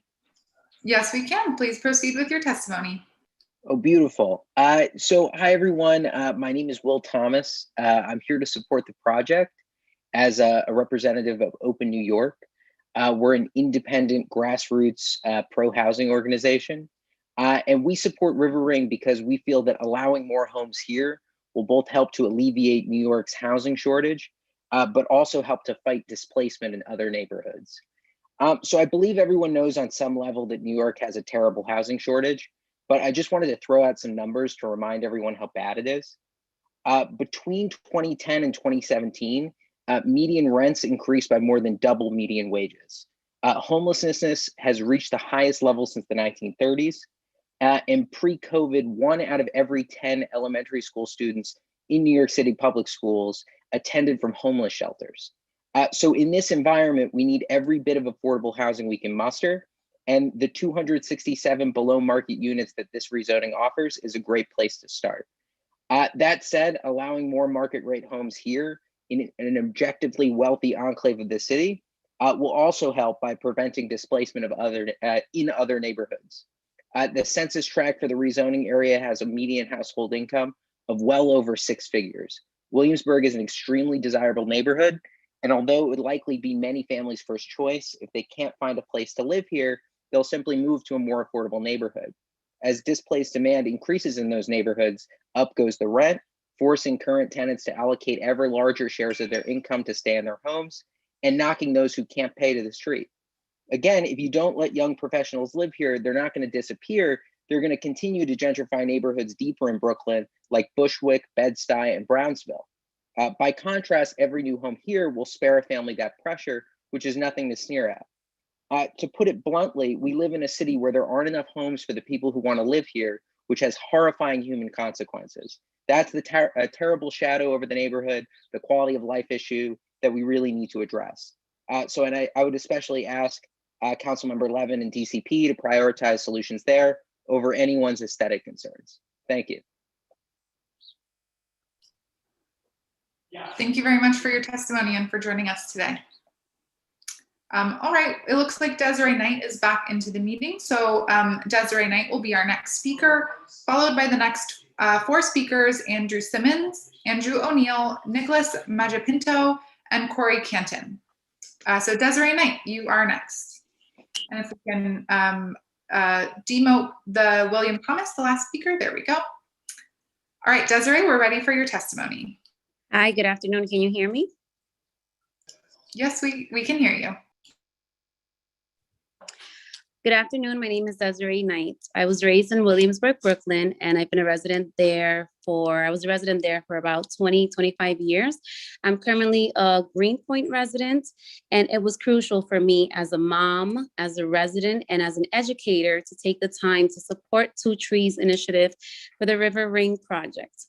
I am excited about affordable housing opportunities being offered for low-income families. Specifically, as an educator, many of my families can't afford to stay living in Williamsburg and they're being pushed out of the neighborhood. So to have projects that facilitate low-income opportunities for families is something that as educators, we're always going to promote, and is something that we hope to see more developments follow suit and do as well. Families who otherwise may not have access to these type of buildings, who are now creating amenities such as laundromats, gyms, things that many of us may take for granted, but that can promote a more positive lifestyle. Physical exercises is something that our youth, as well as the low-income families in our neighborhoods, can benefit from and should be able to have as part of their everyday life. With the new YMCA being also something that is proposed, I think it's great, as the current one is so small and is very limited to families being able to get slots in there and to enroll their children into extracurricular activities such as swimming that they can benefit from. I think the River Ring project is a great addition to the neighborhood. It has environmental benefits, and it is something that's going to improve the quality of life. As an educator, something that I would definitely use to have recreational time with my students and my families, and we can definitely take school trips and promote eco-friendly.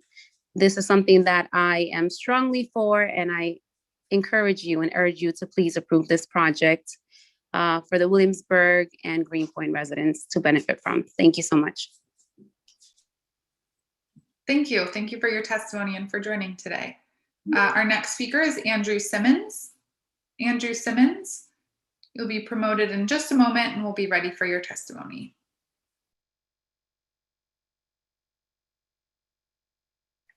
Hello, thanks for giving me a chance to speak. I just wanted to say that I'm delighted to see this project. I think it's a great addition to the neighborhood. I've been a renter here for about 4.5 years, and I plan to be here for a long time. I live right on the waterfront, so this will be a neighbor building for me. And it's gut-wrenching to take a ferry down the waterfront and see how many empty parking lots there are and empty spaces there are with no housing, knowing that every year rents go up and there might not be a place for me. And I might get thrown out of the waterfront and have to displace someone else in another neighborhood who displaces someone somewhere else. I don't want to do that. I'm fortunate enough to live in a building that was newly built thanks to rezoning. And so I came and didn't have to displace anyone.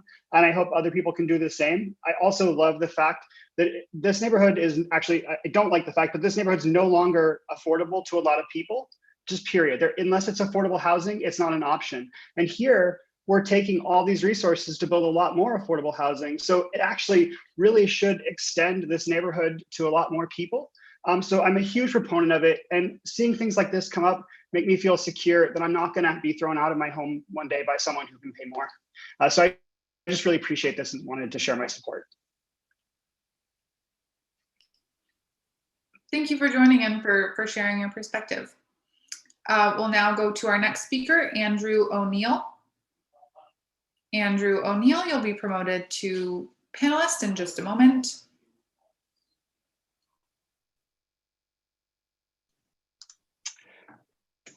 Hi, I'm a Williamsburg resident. I just wanted to speak in favor of the project. I've been here for only 2 years, but I've been a long-time resident of New York City, and the housing crisis and the affordability crisis in the city is a particular concern to me. The community board member representative, and I believe a land use policy analyst, both asked that this study include some look into the effects of the project on affordability in the larger area. If those kind of issues are going to be cited, I'd ask that the government also take a look at saying, the alternative of not developing the land and not creating this new housing and affordable housing. With that, I'll yield the rest of my time. Thank you very much for your testimony, for joining today. Our next speaker is Nicholas Magipinto. You'll be promoted in just a moment. We'll be ready for your testimony.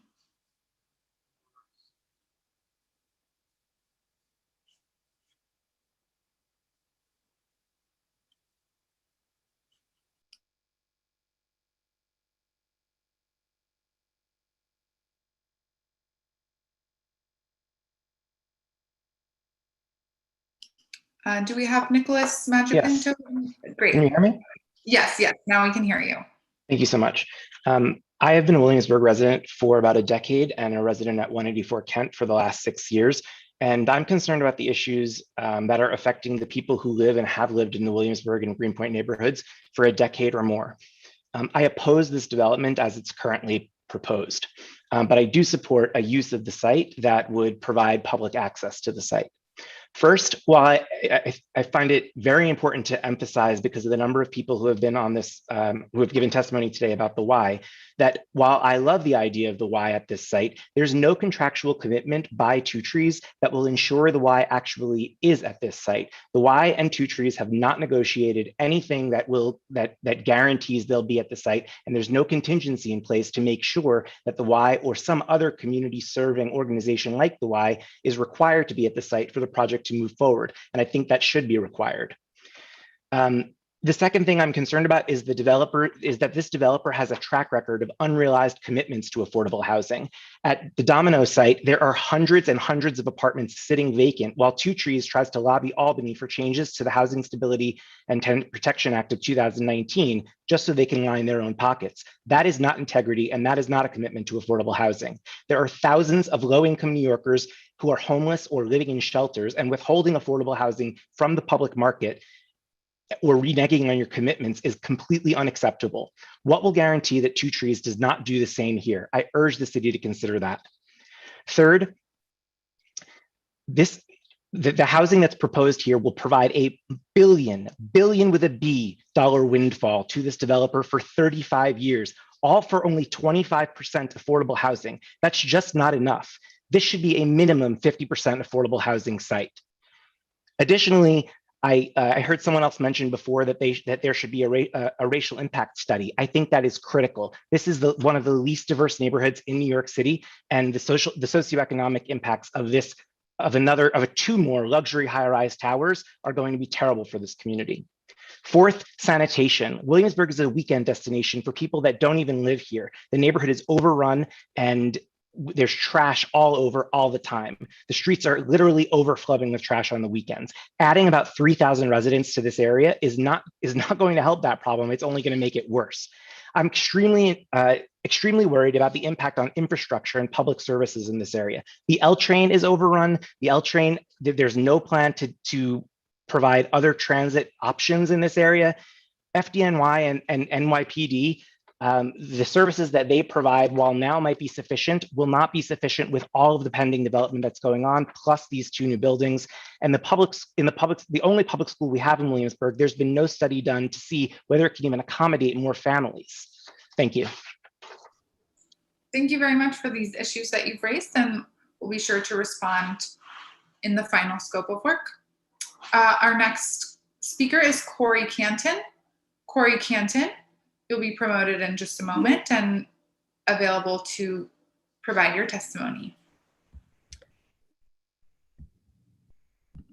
Hold on one second. Thank you, DCP and everyone for listening today. My name is Corey Canton. I'm a resident of the Williamsburg waterfront since 2008.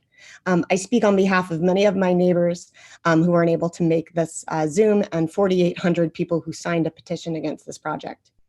So what I've noticed is the first 5 to 10 minutes of the developer's presentation, and really a lot of what was talked about today was involving the Million Oyster Project, the park, and kind of the YMCA. Instead of the fact that the developer is asking for permission to build 3.6 times the allowable density, 1.336 million gross square feet, 2 towers up to 710 square feet, which would be the second tallest tower in Brooklyn, and yes, doubling the value of their site. So I'd like to say everyone likes parks, oysters, and the Y, but I really don't think that that's the purpose of a DCP environmental review. So I ask for the EIS to focus the conversation on what this ask really is.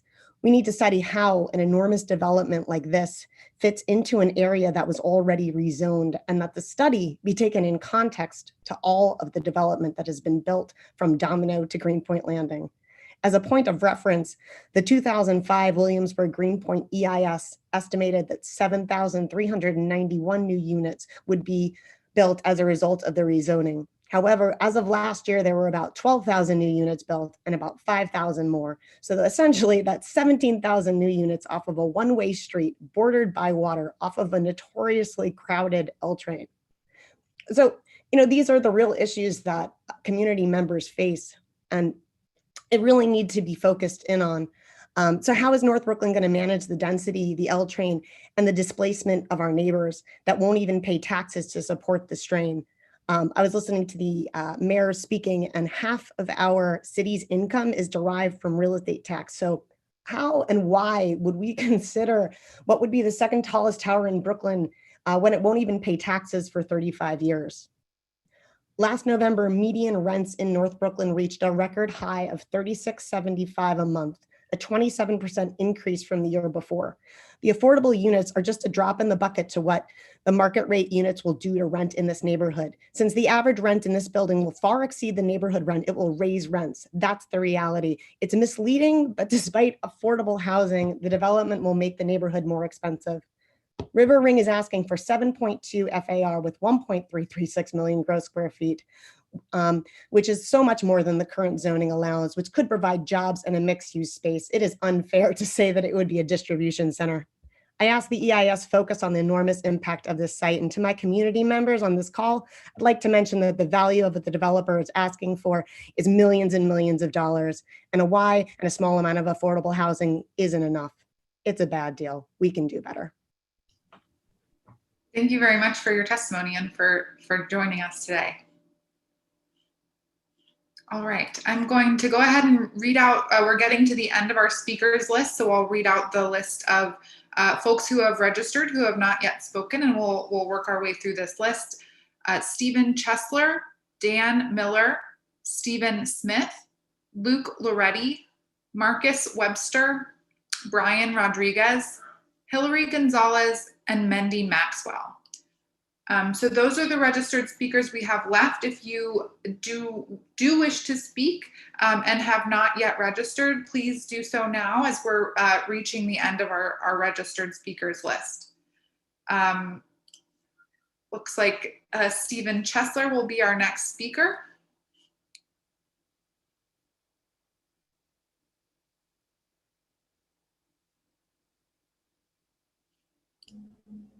Stephen Chesler, are you in the room? Yes, I am here. Sorry, slow on the draw. Yeah, thank you for the opportunity to speak today.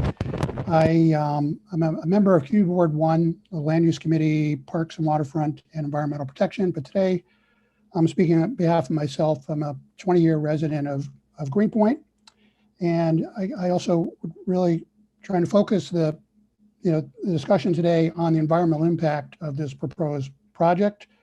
I have serious concerns about the affordable housing proposal. In 2005, there's a points of agreement between the Mayor Bloomberg's administration and the City Council to provide 33% affordable housing amongst the new units. As of 2019, only 2,100 had been created out of over 17,000 new units. So the model of roughly 75 market, 25% affordable housing, or 80-20 through inclusionary housing and or MIH is failing to provide adequate numbers of affordable housing in the neighborhood. So I urge, in the study and the assessment that you look at other areas like in Hunters Point South. It's city-owned land, but the new developments there are providing between 60 and 75% affordable housing there. Now we're dealing with private land with this project, but those are numbers to aspire to help make up for kind of a losing model in terms of affordable housing. I worry about the density of residents that this project will add on top of Domino's 5,000 and the 307 Kent, which is a commercial rezoning, will probably bring at least 500,000 more residents. The L train is the Bedford stop is the 39th busiest in the whole entire system. Even with the improvements, it's seriously dangerous, and also Union Square coming back home. So really look at that alternative modes of transportation, how an influx of residents could weather the transportation could weather that. In terms of design, reducing the size of the northern building is, I think, a good step. Increasing the southern side, I would say go further with that. The base of the buildings are way too big, contributing to the oppressive nature of their presentation. I looked at something like 9 DeKalb in downtown Brooklyn, which is super tall, but it's very thin and beautifully designed, and I think is appropriate. And that said, thanks very much for allowing me to speak today. Thank you very much for sharing your testimony and for being with us. We'll move to our next speaker, Dan Miller. Dan Miller, you'll be promoted to panelist and given the option to unmute and turn on your camera if you so wish. Hi, how are you? Can you hear me? Yes, we can hear you. Please provide your testimony. Great. My name is Dan Miller. I'm testifying as a member of the general public today. And I just want to say that I'm really excited about this project. I'm firmly in support. And I think that I'd like to make sure that the EIS captures the reasons that we should move forward with this project. A lot of people have mentioned fantastic community benefits and the environmental benefits. I'm especially excited about the Billion Oyster Project involvement, but I want to focus on greenhouse gases. You guys mentioned the need to assess climate impacts and greenhouse gas emissions impacts of the project. And I'd like to make sure that the EIS accounts for the fact that building this project is a fantastic way to reduce emissions relative to the no build or build less alternative. Specifically, so this project will add 1,200 new homes, many hundred more than the no rezoning alternative. And so if we don't rezone and we don't build those homes, the people who would live there, they don't vanish, they don't go away, they move elsewhere. And we know for a fact that places like Williamsburg are the greenest places that you can possibly live as a American. You have easily accessible mass transit. You can walk to places, you can bicycle, you can ride the ferry. It's so much greener to live in Williamsburg than it is to live in the suburbs of Long Island, or God help us, the exurbs of Dallas. And so the more people that we put in Williamsburg, the better we're doing in terms of reducing emissions, which is one of the city's key climate goals. I think that it's really, really important that the EIS consider the impacts, not just of this project, but the impacts that the people who would have lived in this project will have if we don't build it. Building this project is key to reducing our emissions. and to reducing the sea level rise that threatens this city. And I think we should do it. Thank you very much. Thanks very much for your testimony. We'll go to our next speaker, Stephen Smith. Stephen Smith.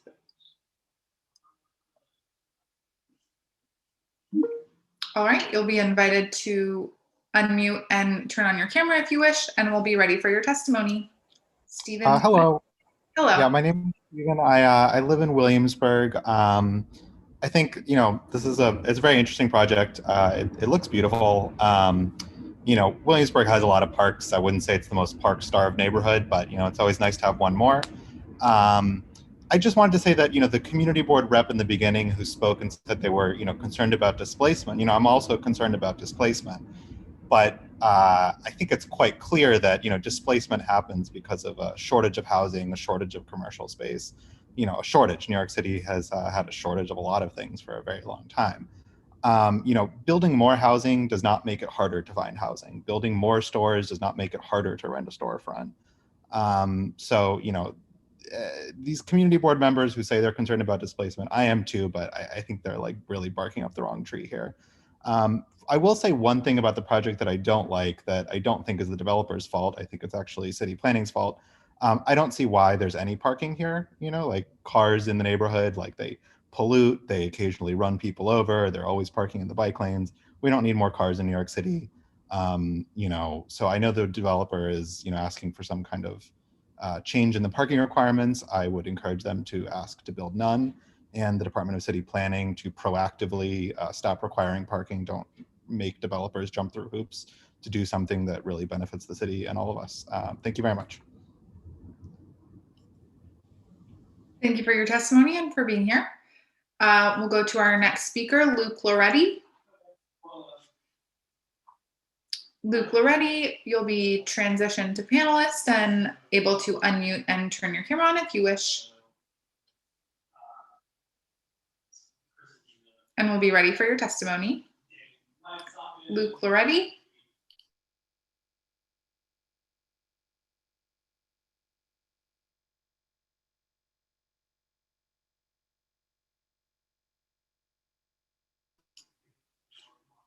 Do we have Luke Loretti in the Zoom?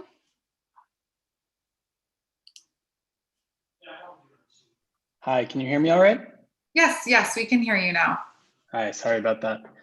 I'd like to offer somewhat similar comments to what we've heard recently. I don't see there are few to no opportunities to add this scale of affordable units in the neighborhood without building a project similar to what's presented currently.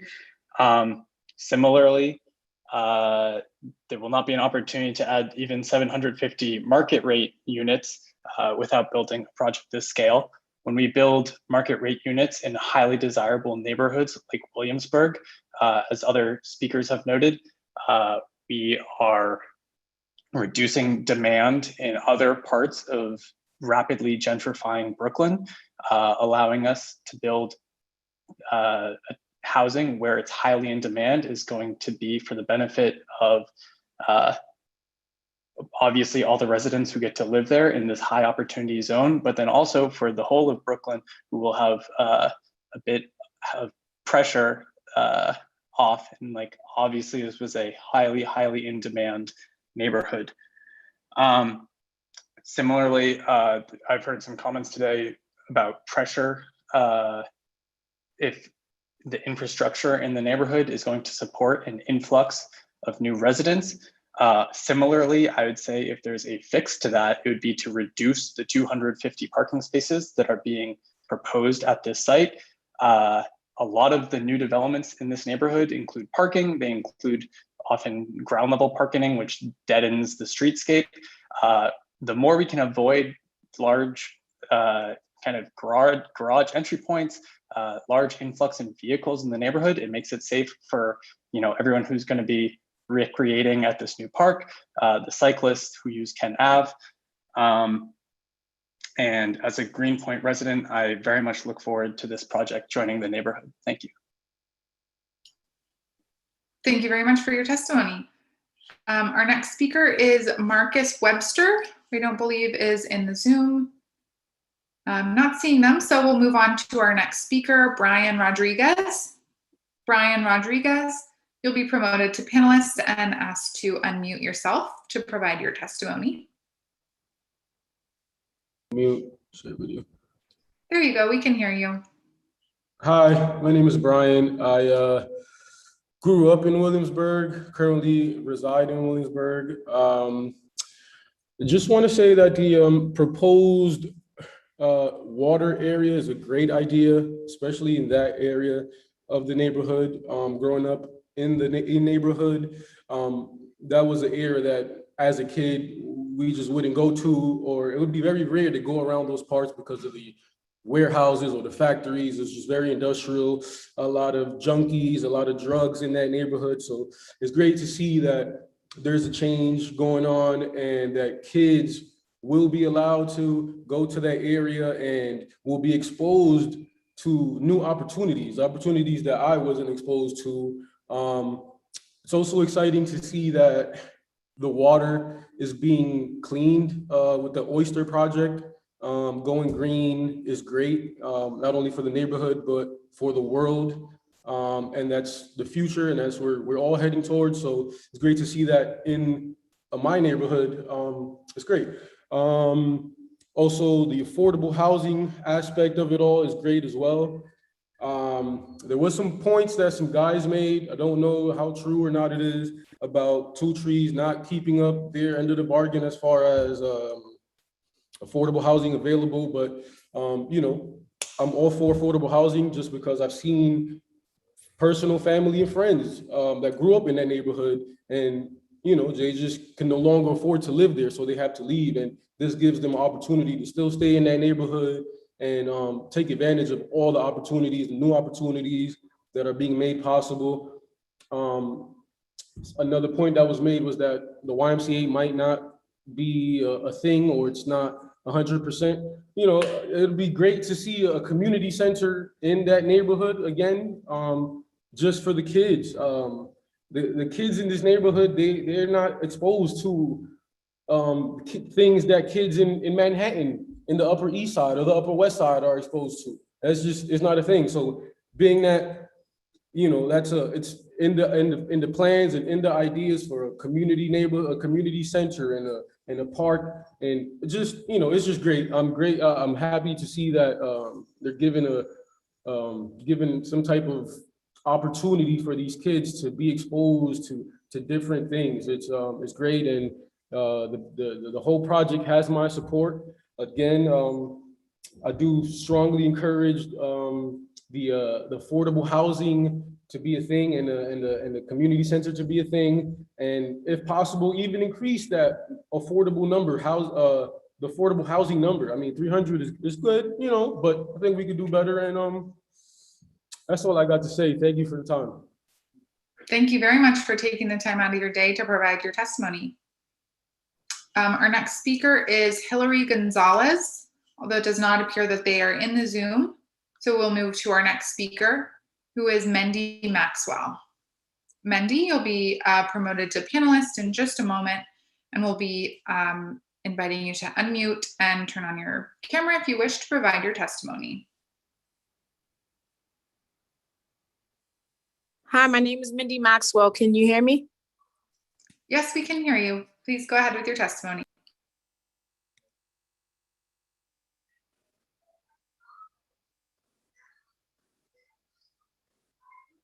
Hello?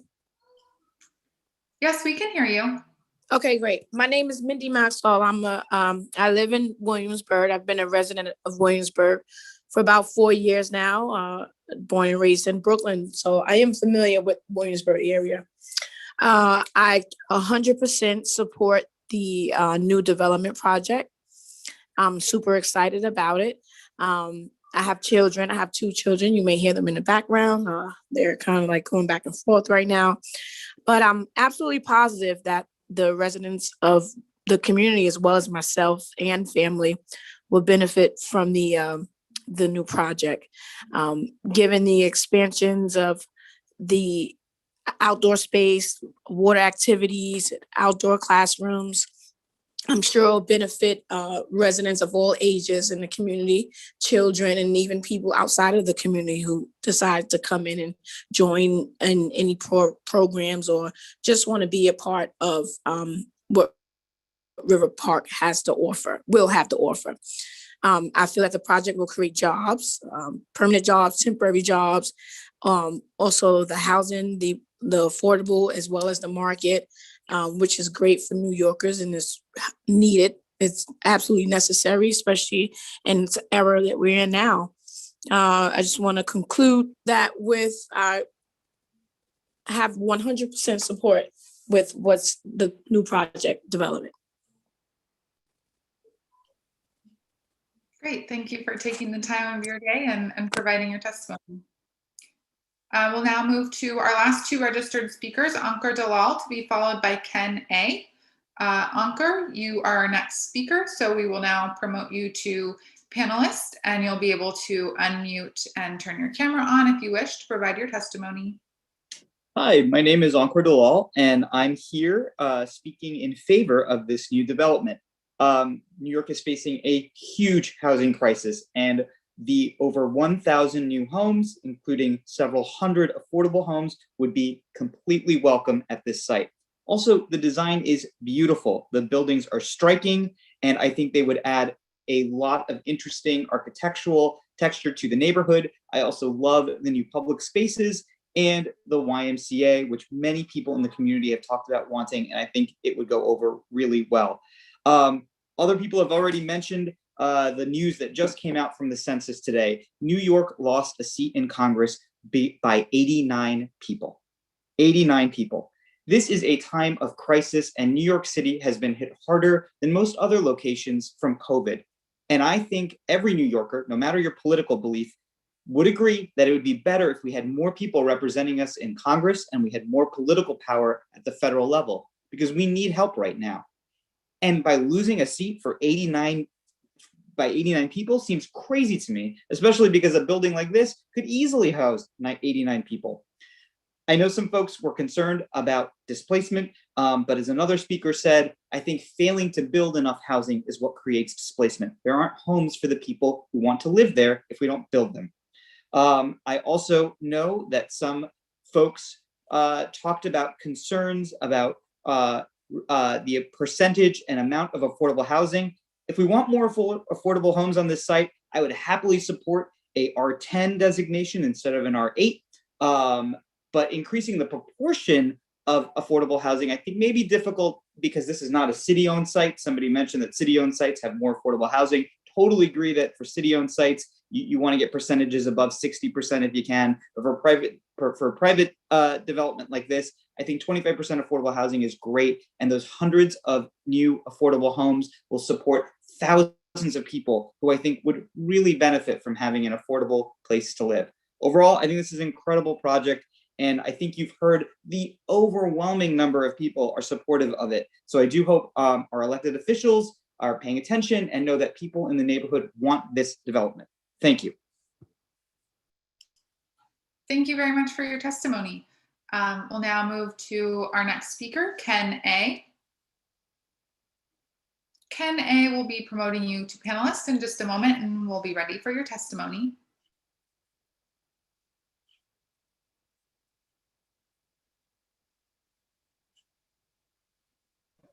Hello, can you hear me? Yes, we can.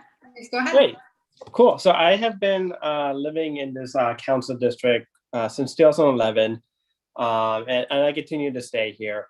I'm glad to hear there's so much encouragement about affordable housing and the need for housing here.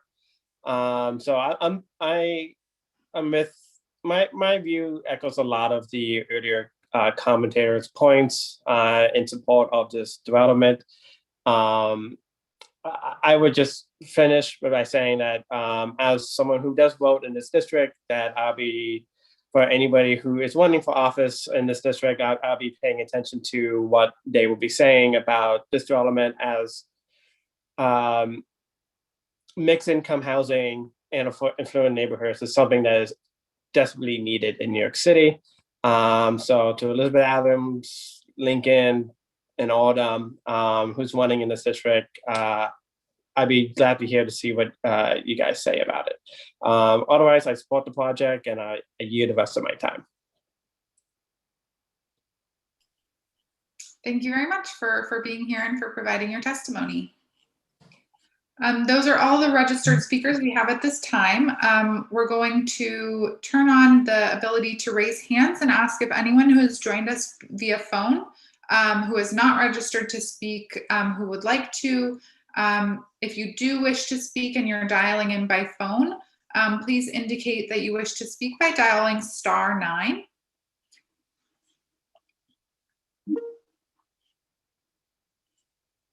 *9 if you're dialing in will let us know that you wish to speak. Okay, we're not seeing anyone raising their hands that way, so we're going to take a brief pause in order to allow anyone who's either on the phone or joined us via computer, via Zoom, to register to speak. If we can show the slide with the instructions of how to participate, perfect. So if you need these instructions, they're also available at our website at www.nyc.gov/nycengage. That'll give you the link to register or these phone numbers if you're dialing in. All right, we're now going to take approximately 5-minute break for anyone who has decided they wish to speak to go ahead and do the registration process before we move towards closing the meeting. So I'll ask now that we go to the 5-minute timer and let that count down. So we'll be back at approximately 4:41 to resume the meeting. See you soon.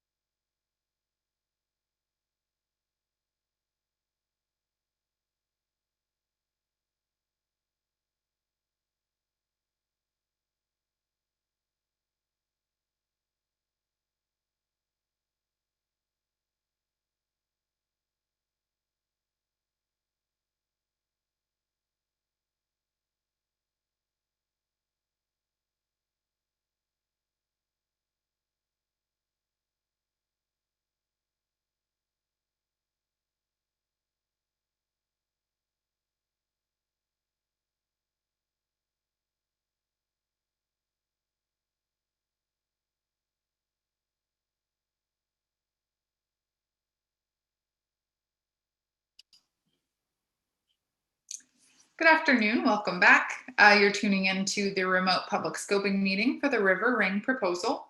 For the record, the proposal's seeker number is 21DCP157K.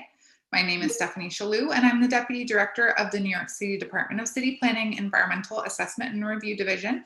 We are currently on part 3 of the public scoping meeting, where members of the public are asked to are invited to provide their testimony. It does not appear that we received any new registrants during our break, either via dial-in registrant or Zoom registration. So we will move ahead to close this public scoping meeting. For those of you who had difficulties providing testimony today, please note that you can submit written testimony. Production, I'll ask that you go to the slide with the written comment instructions. Perfect. So you may submit written comments to our mailing address shown here or to our email. And again, that is 21DCP157K_DL@planning.nyc.gov. The deadline again for submitting these written comments is Thursday, May 6th, 2021. Responses to all comments provided today and in writing will be responded to in the final scope of work. The time is now 4:42 p.m. and the scoping meeting is now closed. Thank you all for joining us today.